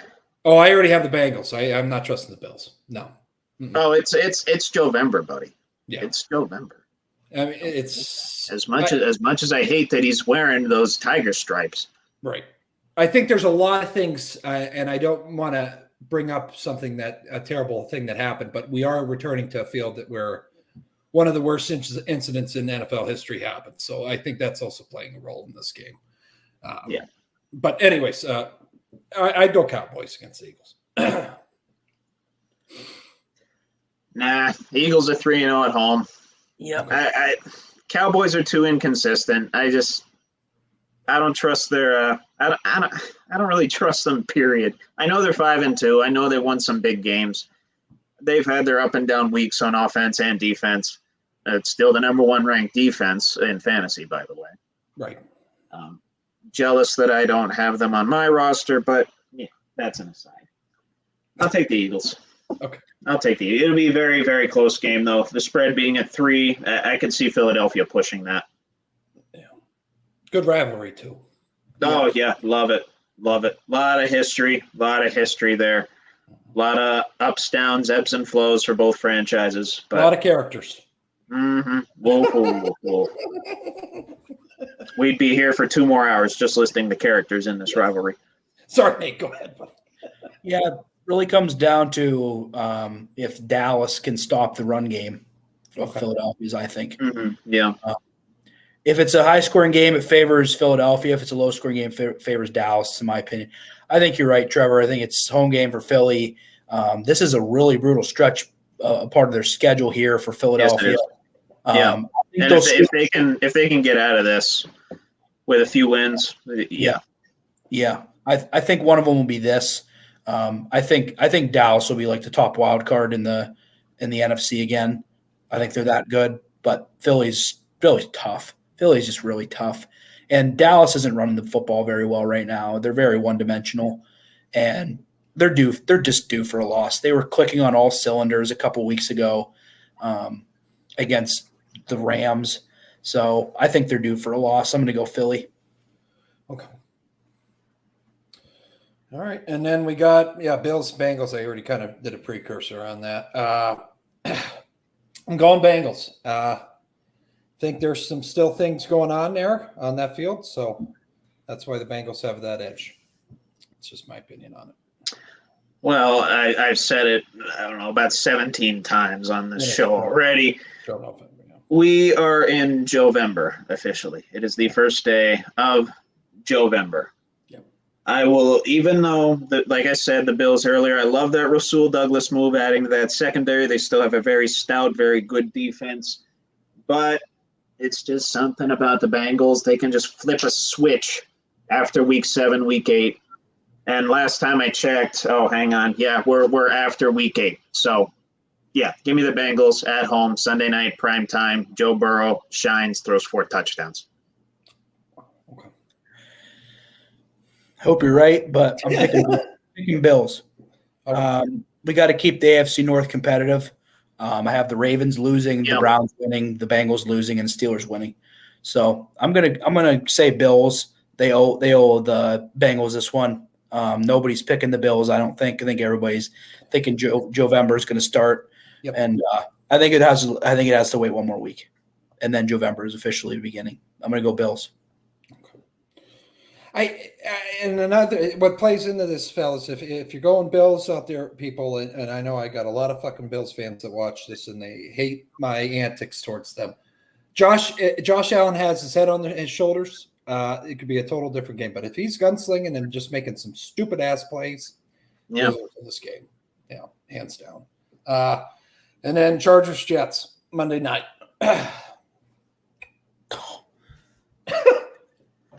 Are we watching that, or are we just gonna do our own thing there? We're gonna watch it, and we're gonna know that somehow, in some way, this freaking Jets, for no apparent reason, will stick around because Brandon Staley Oh, all dumb plays, and people will turn it over, and the Jets will kick 15 field goals, and the Chargers will score 2 touchdowns, and it'll be the same amount of points. That's what I think. I don't know, man. I feel like the Jets will win. I just do because I feel like Saleh will just outcoach Staley. oh, hey, That's what. Yes. Yeah. you have a once in a generation fucking quarterback. I'm very high on Justin Herbert. Oh, he's fantastic. And you got this fucking bonehead with the headset that just you got to get him out of there. I'm serious, Nate. I mean, I've said it multiple times, Trevor. He plays like I do on Madden, like the guys on Ultimate Team, going for it at your own 25. Oh yeah. What the fuck? No. He's analytics through and through. And timeout with the field goal back. He's I mean, just fucking dumb, dude. Thank you for that, though. But yeah, I mean, thanks. Jeez. What do you think here, Trevor? I'm gonna go. Fuck Jets because the Staley's coaching. I was thinking the exact same thing as both of you. I was thinking this is a game where the Chargers Charger. Yeah. As weird as that sounds, and there's just a weird energy about this game. The Jets just barely squeaking it out against the Giants. Chargers coming off an emotional high, winning against Chicago 30-13, thumping those guys pretty good. I think they get a come down game here. I think the Jets win at home, and I don't want to say a fairly low scoring contest. I'll say 24-20. I think it'll be fairly close. The Jets will somehow stick around, and I think they'll make a defensive play. I think they'll make a defensive play in the fourth quarter, whether it's on Justin Herbert or whether it's forcing a fumble. I think defense makes a difference for the Jets this week. I think they win. It's a lot of points, but if there's if there's one thing we know about the Chargers defense, they got names, but they ain't got players. No. That's right. That's right. What it is, Nate, they literally have like 1 or 2 guys at each level, but they do not have a complete unit at all. And the thing is, they just get picked apart on the deep passes. I mean, Tyson threw a bomb right in stride, and the dude just crapped his pants and just dropped it. It literally hit you on the ground. Your hands touched the ball, pinned it to your chest, and you still didn't catch it. Yeah. Like, there was no reason they should have given that up. He ran untouched straight down the field. They were blowing him out. There's no reason that play should even happen. So I'll tell you what, Zach Wilson throws a nice deep ball. The problem is he doesn't hit anybody. Like, it doesn't look who cares if it looks nice when it comes out of your hand? Right. Like, it doesn't look like, who cares what it looks like? But yeah, I hope you're right. I hope they hit Garrett Wilson on a couple of them because he's driving me nuts on my fantasy team. Having him and Devontae on the same team is driving me up a wall. Oh yeah. Give the ball. Oh yeah. Just put him in a quarterback and give him the ball. It's driving me nuts. Yeah. Please get him the ball. Yeah. Thank you. That's all I have to say. But thanks for coming to Nate's TED Talk. Jeez. No, it's just I'll tell you, I really am impressed with the Jets front line, and I think they're going to cause havoc for the Chargers. That's also what I think is going to play a role in this. But fellas, I took up way more time than I fucking wanted to. So you guys go ahead and talk about whatever the hell you want to touch on tonight, okay? Yeah, Jesus Christ. Do you want me to address the elephant in the room? Can I address the elephant in the room, please? Absolutely. Yep. Please? Okay, cool. Well, yeah, y'all see what I'm wearing. The answer. And finally, in the words of The Rock, finally, Daryl Morey found the answer to trading James Harden and getting him the hell out of Philadelphia. Amen, buddy. Took way too long. You all know my feelings on Mr. Harden. And Nate, I will say it a million times. I will probably say it on my deathbed. You warned me about James Harden. Yeah. You warned me through and through about James Harden, and what you said was going to happen, happened. Yeah. Did I get my hopes up? Yes. Did I get my heart ripped out again as a Philadelphia 76ers fan? Yeah, I did. Yeah, I did. And that was due in no small part to Mr. James Harden. But anyway, to get into the schematics of the deal here, Harden, PJ Tucker, and Philip Petrusev to the Clippers. And of course, Harden joins the likes of Russell Westbrook, Kawhi Leonard, and playoff P, Paul George. I don't know how that's going to work, having to get all those guys touch the ball on pretty much every possession. I don't know how that's going to go. I think you kind of run into a situation where you have two primary ball handlers like in Dallas, but, not my problem anymore. I don't give a crap. I really don't. I could care less. And in exchange, Sixers, they got Marcus Morris, Robert Covington back, former Sixer, now back, Nick Batum, KJ Martin, and a bunch of picks in here, 2028 pick, 2 second-round picks, a 2029 pick swap, and another pick from the Oklahoma City Thunder. You want my opinion? The Sixers made out like bandits on this trade.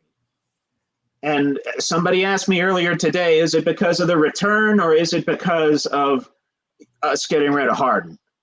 First and foremost, it is about us getting rid of Harden. He is a cancer. He is an absolute cancer. He has forced his way out of now 3 different situations. He forced his way out of Houston. He forced his way out of Brooklyn. And now he has forced his way out of Philadelphia. Right. Good on him. He got what he wanted. And he's going to play in a Clippers uniform damn near his roots, which fine by me.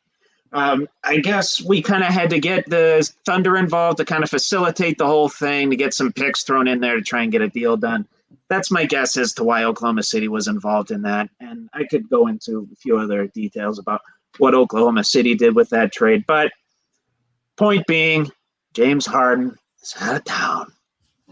I don't have to talk about him anymore. Fuck him, dude. Go to the strip club and eat your fucking Krispy Kreme donuts, you fat fuck. Anyways. Thank you. Oh, my God. Trevor, no, Nate, I just got to throw this out here. And I know it's please. We're on Please shit on James Harden, please. Go. He goes, it was 2:00 in the morning, and I woke up or whatever. I can't remember what you said. Your phone went off or whatever. And he's like, it was like Christmas morning. And I said, you know what? I'm just happy that oh, yes. Oh, yeah. So, yeah, I'll tell the story. I'll tell the story here. So I just got off of playing Madden. I got off of playing online with Drew and some of the boys on there. And I do my nightly routine, brush my teeth, take my contacts out, all that stuff, get my nightly cup of water, set it by my bed. And I look at my phone one last time, and the most glorious notification that I've received in probably the last 3 months showed up on there. Sixers workout deal with Clippers for Harden. I screamed audibly at the top of my lungs at 2:35 in the morning. I probably woke up my neighbors, but it's fine. They have loud dogs and children that keep me up all night anyway. It's fine. That was I tell you, it wasn't better than sex, but it felt pretty damn good. It felt pretty damn good. I love it. Yeah, and Harden, he could suit up as early as tonight. I don't know if he's actually playing against the Nets. I actually didn't follow up on that. No, probably not. So he could have had a little revenge spot there, but no, he doesn't. He's not ready for that mentally. Or physically, or he hasn't acclimated to the strip clubs in LA again yet. It's got to. Jesus. Whew.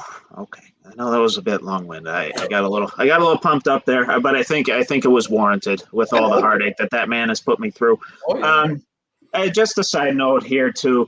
Embiid being his old self, he did the DX chop, the suck it. He did that 4 times in the other night's game, got fined $35,000 for it. Chump change to him. Keep doing what you do, Embiid. You're entertaining the fans. You're making fans love basketball. You're bringing wrestling fans to basketball. And I'm certainly both. So yeah. Keep doing the DX jobs. You know what's funny though, and I just got to throw this out there for viewers that aren't in the NBA world and shit. We're talking about James Harden, who's in my eyes one of the most selfish players I've ever seen in my life. And you got Joel Embiid, who's just a big kid. You know what I mean? He's about the community and all that shit. I mean, talk about two different ends of the spectrum. It's amazing that, yeah. I mean, you see the turmoil that was caused because you got a dickhead like that. But it is what it is. But he's gone now, Trevor. So fuck him. He is gone. He is gone. Thank Christ. No gray hairs coming this year, baby. Yeah. All right. Now that I got that off my chest, I do want to transition back to football, but that was just at the top of my list. And I needed that. That was better than any sort of therapy that I can ever receive. So I'll take it.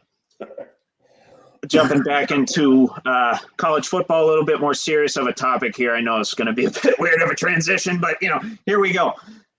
Michigan and John Harbaugh and Connor Stallions, this whole sign stealing scandal. I read a big old article on it today, very mixed opinions on the concept of sign stealing and obviously with what Michigan is doing. I have a bunch of notes here, but I'll just kind of give you a synopsis of it. So there was a piece written, let me figure out the author here because I want to give props to this particular individual because they did an excellent job of research and all this. Alex Scarborough and Adam Rittenberg, they wrote this article on ESPN just kind of discussing, like I said, the whole sign stealing operations within college football and the scandal within Michigan.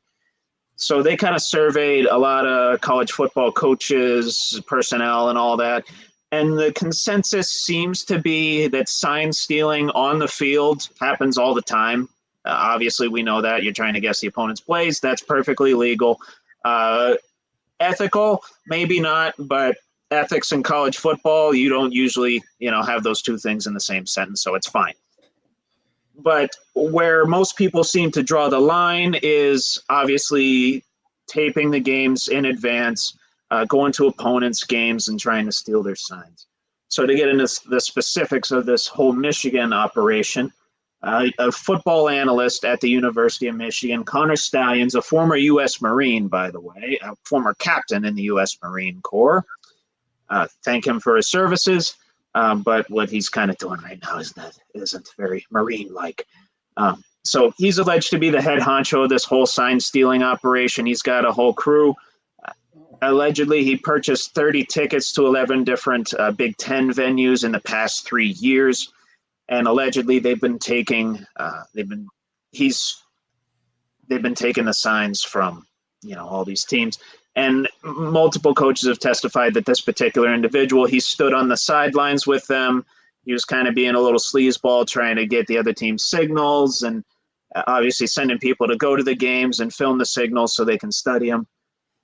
But yeah, and for Harbaugh, for his part, he obviously denies any involvement in it. He's more focused on the Purdue game this Saturday, very much coach speak on his part. But there's an interesting perspective on this whole situation, and it comes from the American Football Coaches Association executive director, a man by the name of Todd Berry. We have this technology where guys can say the plays into the headset, it comes right into the helmet. They do that in the NFL. That's why Canada sits up in the booth. We can do it right in there. And a lot of colleges have that, but obviously they still have the signs to change the plays and whatnot. Right. But ultimately, and I know you guys have seen the commercial for this too, they have the technology to literally flash the play right in the quarterback's face and pretty much in everybody's face. It's something similar to something called PitchCom. They use that in baseball. They just basically notify each one of the players on the field if there's a shift where they got to move, what's the scouting report on this guy, this particular batter. They want to apply that to college football and let everybody know through a transmission from a tablet the play calls. It would obviously eliminate the whole sign stealing operation.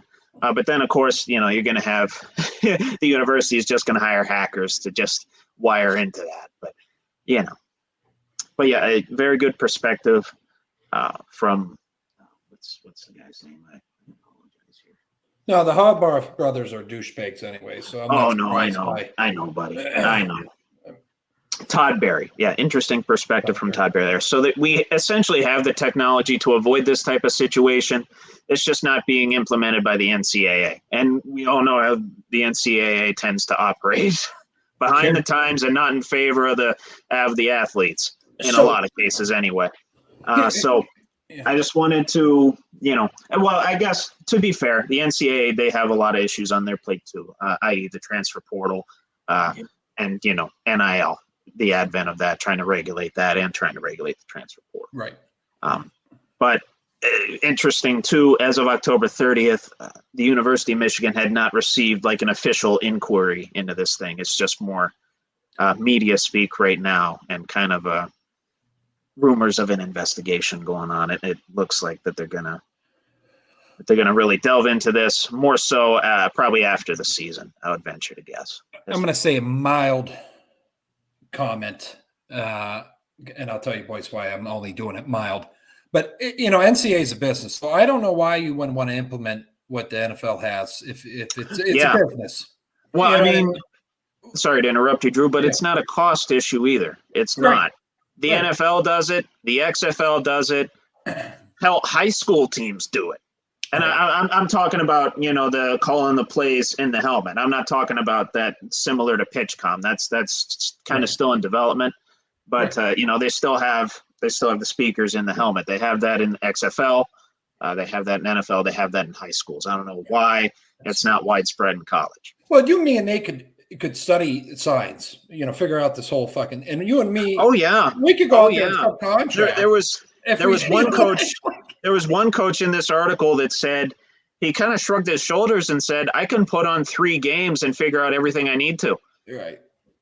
I mean, everything is so on camera now. You got 10,000 cameras pointing at every game. It's hard not to, steal signs. But the fact that obviously the NCAA, they prevent people from going to games and stealing the signs in advance. So that, yeah. I don't know. Hey, what do you think on this shit? I'll quit my talk and I'll open to the floor for your perspectives on this. I mean, there's also another solution to it besides talking into people's helmets. You just run the play in. The oldest thing in football. You just rotate a player in and out. Ridgeway football teams used to do it with their tight end. They would rotate the tight ends would play every other play. Give it to tight end, you give him the play, and you'd run the play in. No signs necessary. Right. Mm-hmm. You could do it with defense. You could you're running the defensive lineman in off and on frequently, usually, and same with cornerbacks and passing downs and stuff. Run the plays in. Show your depth. Yeah. I agree with you though, Trevor. It's a great point about the helmets. Or just use a damn helmet. I don't get that. Helmet. Well, literally, I watch college football games and I see everybody line up. I see the offense line up, and then I see everybody turn over, and then the coach is doing some sort of or they're holding up those poster boards with random ass pictures of like Brady Quinn and Kermit the Frog, for Christ's sake. Right. No, point taken. But the other thing is change your signs. Change your signs. Like, I mean, you see this in baseball, boys, You right? change your signs in baseball like all the time. You change the indicator around, you change the orders around, and there you go. Like, do it in football. Quit. I understand you have college kids, but like, you're already trying to make it simple. Like, keep making it simple. Do a rotational sign and then get rid of them after 4 games or 3 games. Then do your next set. Then get rid of them after 4 games and rotate them. I mean, there's so many ways that you can avoid this. I'm not saying what Michigan's doing is right. I'm not. I think it's ridiculous. Like, this is cowardly to go send this guy and these people to these games and tape it from all these angles and just hammer out the signs and all that. It's stupid. You're supposed to exchange the film in the agreed upon ways that you're supposed to do it. You can go there and scout, but like, I understand you only get X amount of hours with student athletes, but still, I think it comes down to Michigan needs to like play a little more within the rules. Like quit being corrupt with this. This is ridiculous. And I also think that we need a little bit more innovation. Rotate your signs, throw people in and out, do the rotation with the tight ends and rotation with the corners and defensive linemen, and change your signs and get the helmet technology, and you don't have to worry about this. Yeah. Then if you are stealing the signs, then it's like, okay, then you're literally spying. Like you're legitimately spying and you're tapping it like it's Spygate all over again. Yeah. Then you're like, you have somebody on the inside telling you, or you have somebody intercepting your telecommunication signals. So then that's a bigger issue for sure. It's not like to me, it's just stupid that this has even got to this point, because the technology and the workarounds exist that you shouldn't have your sign stolen like this. That's what it comes down to. I'm not saying Michigan's right, but I am of the belief that get a little bit more innovative. NCAA and the teams that are playing. Like, here's what I know. There's rumors that TCU knew that they stole the signs in that college football playoff semifinal game last year. So guess what they did? They faked the signs. Yeah. Hello. They can't steal them if they don't freaking know which one's the right one. Right. And they won that game because of it too. Right. And so I'm going to say this, and people have mixed reactions when I say my take. I really don't care. I don't care. They've been doing this since the beginning of time. Right. Mm-hmm. I don't really view it as much as cheating. Some of the other antics, maybe, but you get signs stolen all the time. Yeah. Don't do it like everybody else. Why do you have to have 80-foot poster fucking paper up in the air? All right. How about you just do, hey, can you remember a play from third grade? Give me the play. I'll run it in. Right. Done. You can't steal it. I love it. I think, and this, I think what we're also missing here, fellas, is the athletes are the ones getting fucked here. I don't like that. That's what sucks. I don't like it at all. And I'll tell you right now, if this is all coming out that's true about Michigan, they shouldn't get a fucking bowl game. Well, they're going to get sanctioned. I mean, they're going to get sanctioned, but they're not going to get sanctioned this year. They're going to get it next year. You think? Correct. So? Yeah, absolutely. Correct. The investigation's probably not even going to start until after the season's over. Okay. All right. Well, no, it'll probably start before the season's over, but there's I don't believe there's any chance of any punishment being handed down before the end of the season. No, that's horseshit. No, but yeah, I get it. Yeah. They got to be thorough about it. Here's one thing that I am encouraged by. There's rumors that Jim Harbaugh has been wanting to run to the NFL. That was happening before this season and all this sign stuff came out. Correct. Yes. The NFL has come out and said, you will not run to the NFL. You can come to the NFL, but you're going to face the punishment from the NCAA. We will work together as a partnership, which they never freaking do ever, by the way. No. And we will come up with a punishment if you do hop to the NFL. So I am very appreciative of the NFL coming out and saying, oh no, we're not doing this Pete Carroll crap anymore. We're not doing this stuff that, other people have tried before. You're not doing this. You're going to serve your time. What you did was wrong, and you're going to pay the price, regardless if you're doing it in the NFL or if you're doing it staying in college. Right. So I was very glad to see the NFL step up and say, we're not just going to let this fly like we did with Pete Carroll, because Pete Carroll did that same garbage, not spying, but cheating and recruiting and paying and whatever else he did. Yeah. And he got away with it scot-free. Nothing happened. Right. And sure, I respect Pete Carroll. He's a great coach. So is Coach Harbaugh. However, I'm glad that they're not going to let that happen again, because that was wrong. I fully believe that was wrong. So that's my spiel on that piece of it as well. Yeah, that's all I got, Trevor, on that too, buddy. Yeah. No, my dad despises Pete Carroll to this day because of that BS. Well, he's a piece of shit. Oh, yeah. He's a piece of shit. Great coach. Well, and, I despised him in the first place. He's a USC coach. Anything Southern California other than Troy Polamalu, he's the only good thing to come out of Southern California. Juju for a season. Yeah, his rookie year. Right. Then, other than that, yeah. But yeah, that's kind of all I had in news. First college football playoff rankings came out. Ohio State number 1, Georgia 2, Michigan 3, Florida State 4, and then the other undefeated, Washington at 5. What do we think there? Air Force better be 6, 8-0. They are number 25.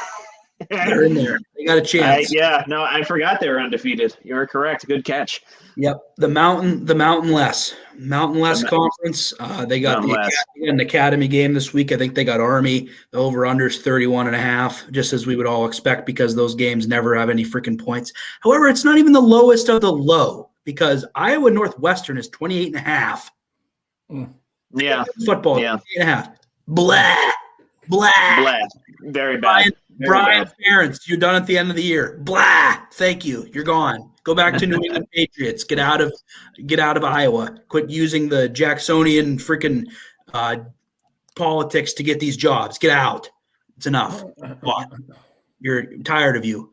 Anyways, yeah, can't really disagree with those rankings. Ohio State, they have the most quality wins. Beat Penn State, beat Notre Dame. The best resume, yeah.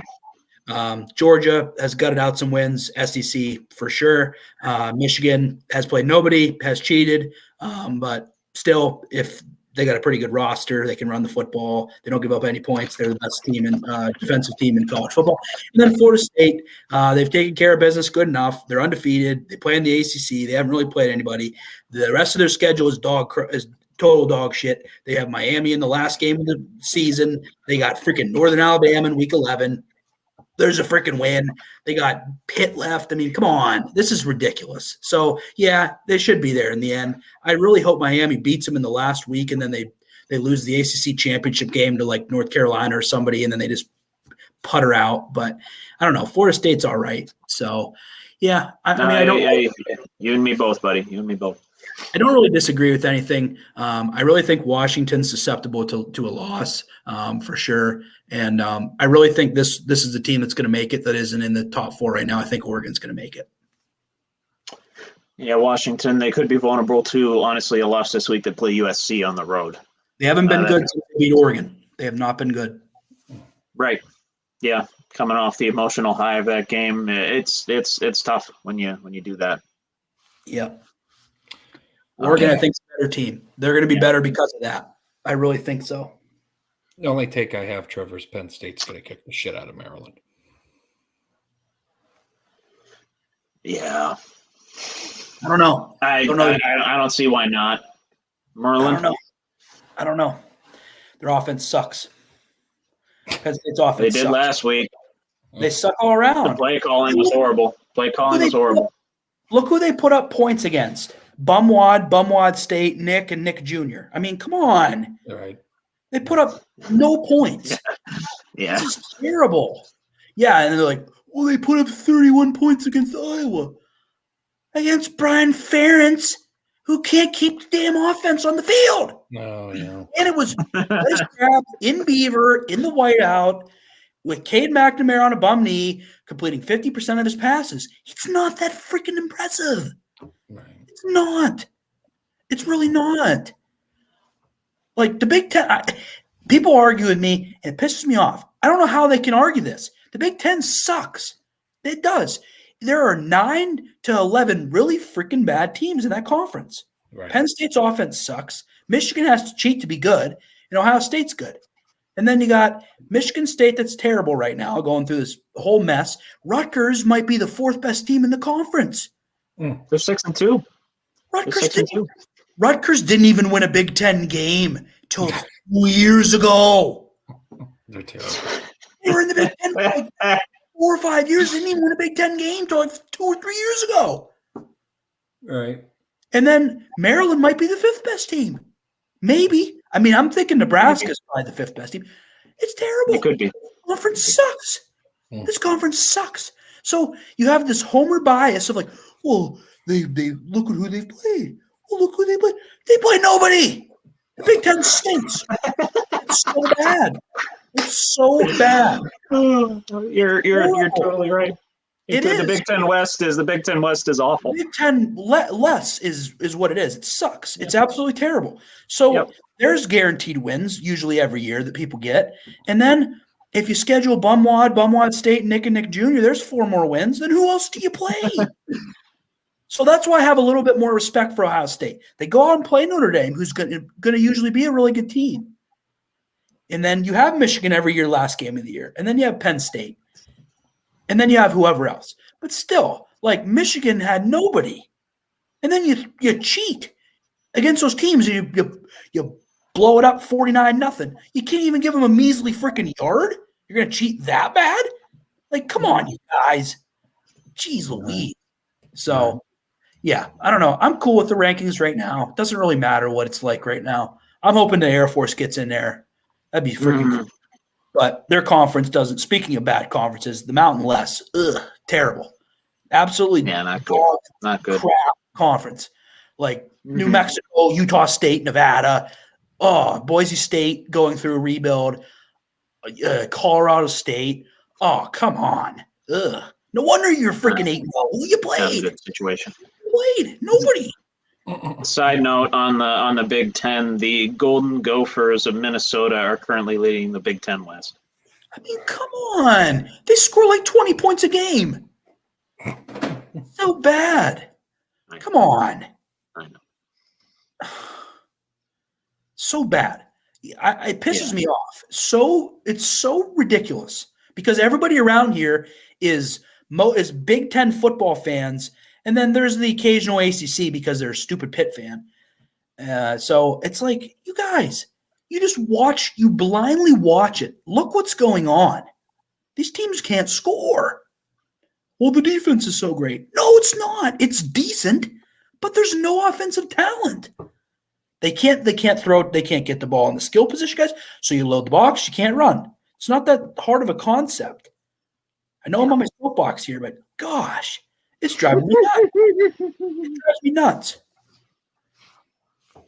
That's it. I'm You done. good? You good? Okay, cool. No, I dig it. Yeah. Obviously, hoping our Nittany Lions kick the shit out of Maryland. I don't know if we'll get another 59-0 type of game, but we'll see. We'll see how it goes. So I think it'll be a little tighter than that, especially coming off that Ohio State unfortunate defeat, and my Irish facing off against Clemson this weekend. Clemson, they've had a very mixed bag of a season, to say the least. Yeah. So I'm hoping Notre Dame can handily cover that 3-point spread there. Yeah. Just grind them to hell. That's the Notre Dame football way this year. So I'm hoping that's what happens. But yeah, I did not have too much on college football. It kind of a down week for college football. Not a lot of top 25 matchups going on. Those will happen more toward the end of the season, especially with, we're talking about Big Ten. Ohio State, Michigan is the last week of the season. That could very well determine who gets in the playoff and who doesn't. Or both of those teams could make the playoff, and, we'll see what happens. Yeah, I think the only real top 25 matchup, Kansas State and Texas. Other than that, it's kind of a downer Missouri, Georgia as well. That'll probably be the game to watch, if I'm being totally honest. Georgia's still favored by 15.5, and Georgia actually this year, they're 2-5-1 against the spread, so they've been pretty disappointing. Granted, you're working with like 40, 50 point spreads, so it's they've been way too heavily favored. Yeah. Battle of the Oklahomas. You got Oklahoma State. Nothing too heavy. Oh, geez, I spoke too soon. LSU, Alabama. Yeah. Oh. Yeah. That'll be a good one. Alabama favored by 3. Yeah. I don't. Alabama. I don't want to root for Alabama, but I hate LSU so much right now. I might. Alabama. Yeah, I'm going with Alabama too. Yep. Yeah, I'll probably pick Alabama. Okay. Brian. Yeah, okay. I guess, it's a bit better. It's a bit better of a week than I thought. I was just looking at some of the matchups and they weren't too great. But now that I'm actually scrolling through it, and it's a pretty top heavy week, but there'll be some good games out there to watch for sure. Right. Kind of a bubble one to watch too. UCLA, Arizona. Arizona's actually good at football, guys. Sneaky. They have been really, really close this year. They're really sneaky. 5-3, been in a lot of close games, and I think it'll be another close one against UCLA. They're at home against UCLA. Granted, I don't know how much I'm going to watch for that. That game's at 10:30 Eastern. So, Yeah. but yeah, that's about all I had for college. Nate, did you want to? Are we finished with everything else? Because I know we have some unfortunate news to break as well. Boys, I have nothing else, Nate. Okay. We give a quick World Series update. Yes, sir. Texas Oh, yeah. Rangers. Texas Rangers are up 1-0, top of the 7th. If they win this game, they're World Series champions for the first time in franchise history. And Bruce Bochy creeps closer to being the GOAT manager of all time. That dude. Oh, yes. I should have never counted him out. I only did because it's an odd year, but I guess it doesn't apply anymore because he's not with the Giants. He can only win World Series in even years, so it's an odd year. So I guess he has to do it since he flipped to the AL. He has to win it in odd years now. But no matter what happens, I just want to say I'm really glad for those two fan bases because Texas had been to the World Series a little over a decade ago, 10, 15 years ago, a couple times. They had some great teams, but they went through some rebuilding. And, I know they bought this team mostly, but they also did produce some of the talent. And they made the right acquisitions, got the right manager. So, if they win, good for them. The Arizona Diamondbacks, great young team. They kept Ketel Marte for years, and it's great that he's, had such a great postseason career and having an unbelievable postseason this year. Corbin Carroll, amazing rookie. What a story he's been. One of the best rookie seasons of all time. No debate about it. But yeah, it's just great to see these two teams and see this, like people like the Dodgers, the Yankees, the Red Sox, Astros, etc. not in this. Phillies. These two teams have not been there for a while. And no matter who wins, I think just baseball fans win. So, yeah, that's all I have to say about that. I also didn't mention about the Harden trade. I think the Clippers lost that trade. They have no guys that play with any grit. They have a bunch of superstars that all they care about is they want to win the title. And Kawhi never plays. Paul George is injury prone. Russ is Russ. He doesn't shoot well. He'll get some stats. He'll play his butt off, but he's a loose cannon. And then you got Jim Harden that you never know what you're getting with that dude. So depth. They got Zubac and a couple other guys, but they're not deep enough I don't think to go and run. And they're one injury away from being being in trouble. And I'll say this: I don't think Philly's done. I think that they got the depth that they need for now, but they will, I think, gladly sell that depth or some of that depth and picks that they got to get it and package it for a different superstar by the trade deadline. So that's something I think to watch going forward. I don't know. Definitely do that. I think that depth right now is what's winning in the NBA. And a couple superstars, and they have superstars like Tobias Harris and Maxey and Embiid, but we'll see what they do. They think they can still win now, so it'll be interesting to see what they do now. But other than that, they got to keep getting the ball in Maxey's hands too, and they got to keep Embiid healthy for sure. Mm-hmm. But other than those things, I just wanted to add that, and I'm good to go. So we'll talk about the loss of Bobby Knight, which is incredibly sad. One of the GOATs of college basketball and just basketball in general. We lost a legend just a few hours ago, unfortunately. Yeah, he more details on that. He passed away at the age of 83, no cause of death immediately cited. That was as of the article that was published about 20 minutes before we went on air. Coached Indiana University 1971 to 2000, won 3 national titles, retired as the all-time leading men's basketball coach for wins with 902. And he also served as coach for the U.S. Military Academy and Texas Tech to bookend his career. 83 years old, and I do take some solace in knowing that he passed away at his home, peacefully surrounded by loved ones. No, man's an icon, college basketball, and it's I think me and him have similar things with our temper, and that's why I really enjoyed that. I've never seen a man have that quick of a fucking sport. But no, he's mastermind, and it's a terrible loss, and prayers to his family, and And we'll be definitely thinking. When you guys told me that, I'm like, oh, what? Yeah, right. Oh, yeah. I didn't. Yeah, I don't look right before we went on air. Yeah. I try to take a nap before episode, so I'm all geared up for you guys on here. But yeah. So and right before we went on air, Nate, you mentioned too, he'd been battling. He battled a few times before against death, and I guess it finally got him. But I imagine he threw a chair across the room as soon as he got up there. Oh hell yeah. Hopefully a whole line of chairs. He deserves it. Great coach. Yeah. Great coach. Obviously some people did not care for his antics, and I understand. He wasn't always the most professional, both on his TV stint and in stints as coaches.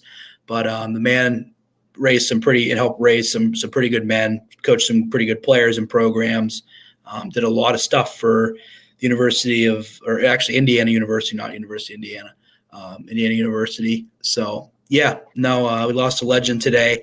Shout out to his family, friends, loved ones. Hopefully they find peace that he's no longer suffering. I don't think he was in the greatest of health for the last couple of years. He stepped away from TV within the last few years and stuff to take care of his health and prioritize his health. So, yeah, we lost a legend. And one other thing to, kind of acknowledge, I know this is obviously about Bobby Knight, but the hockey community recently lost a player in a game by the name of Adam Johnson. He was in his late 20s, former Penguins player playing overseas in Europe. Unfortunately, this young man lost his life playing in a hockey game professionally. It was a complete accident, I believe.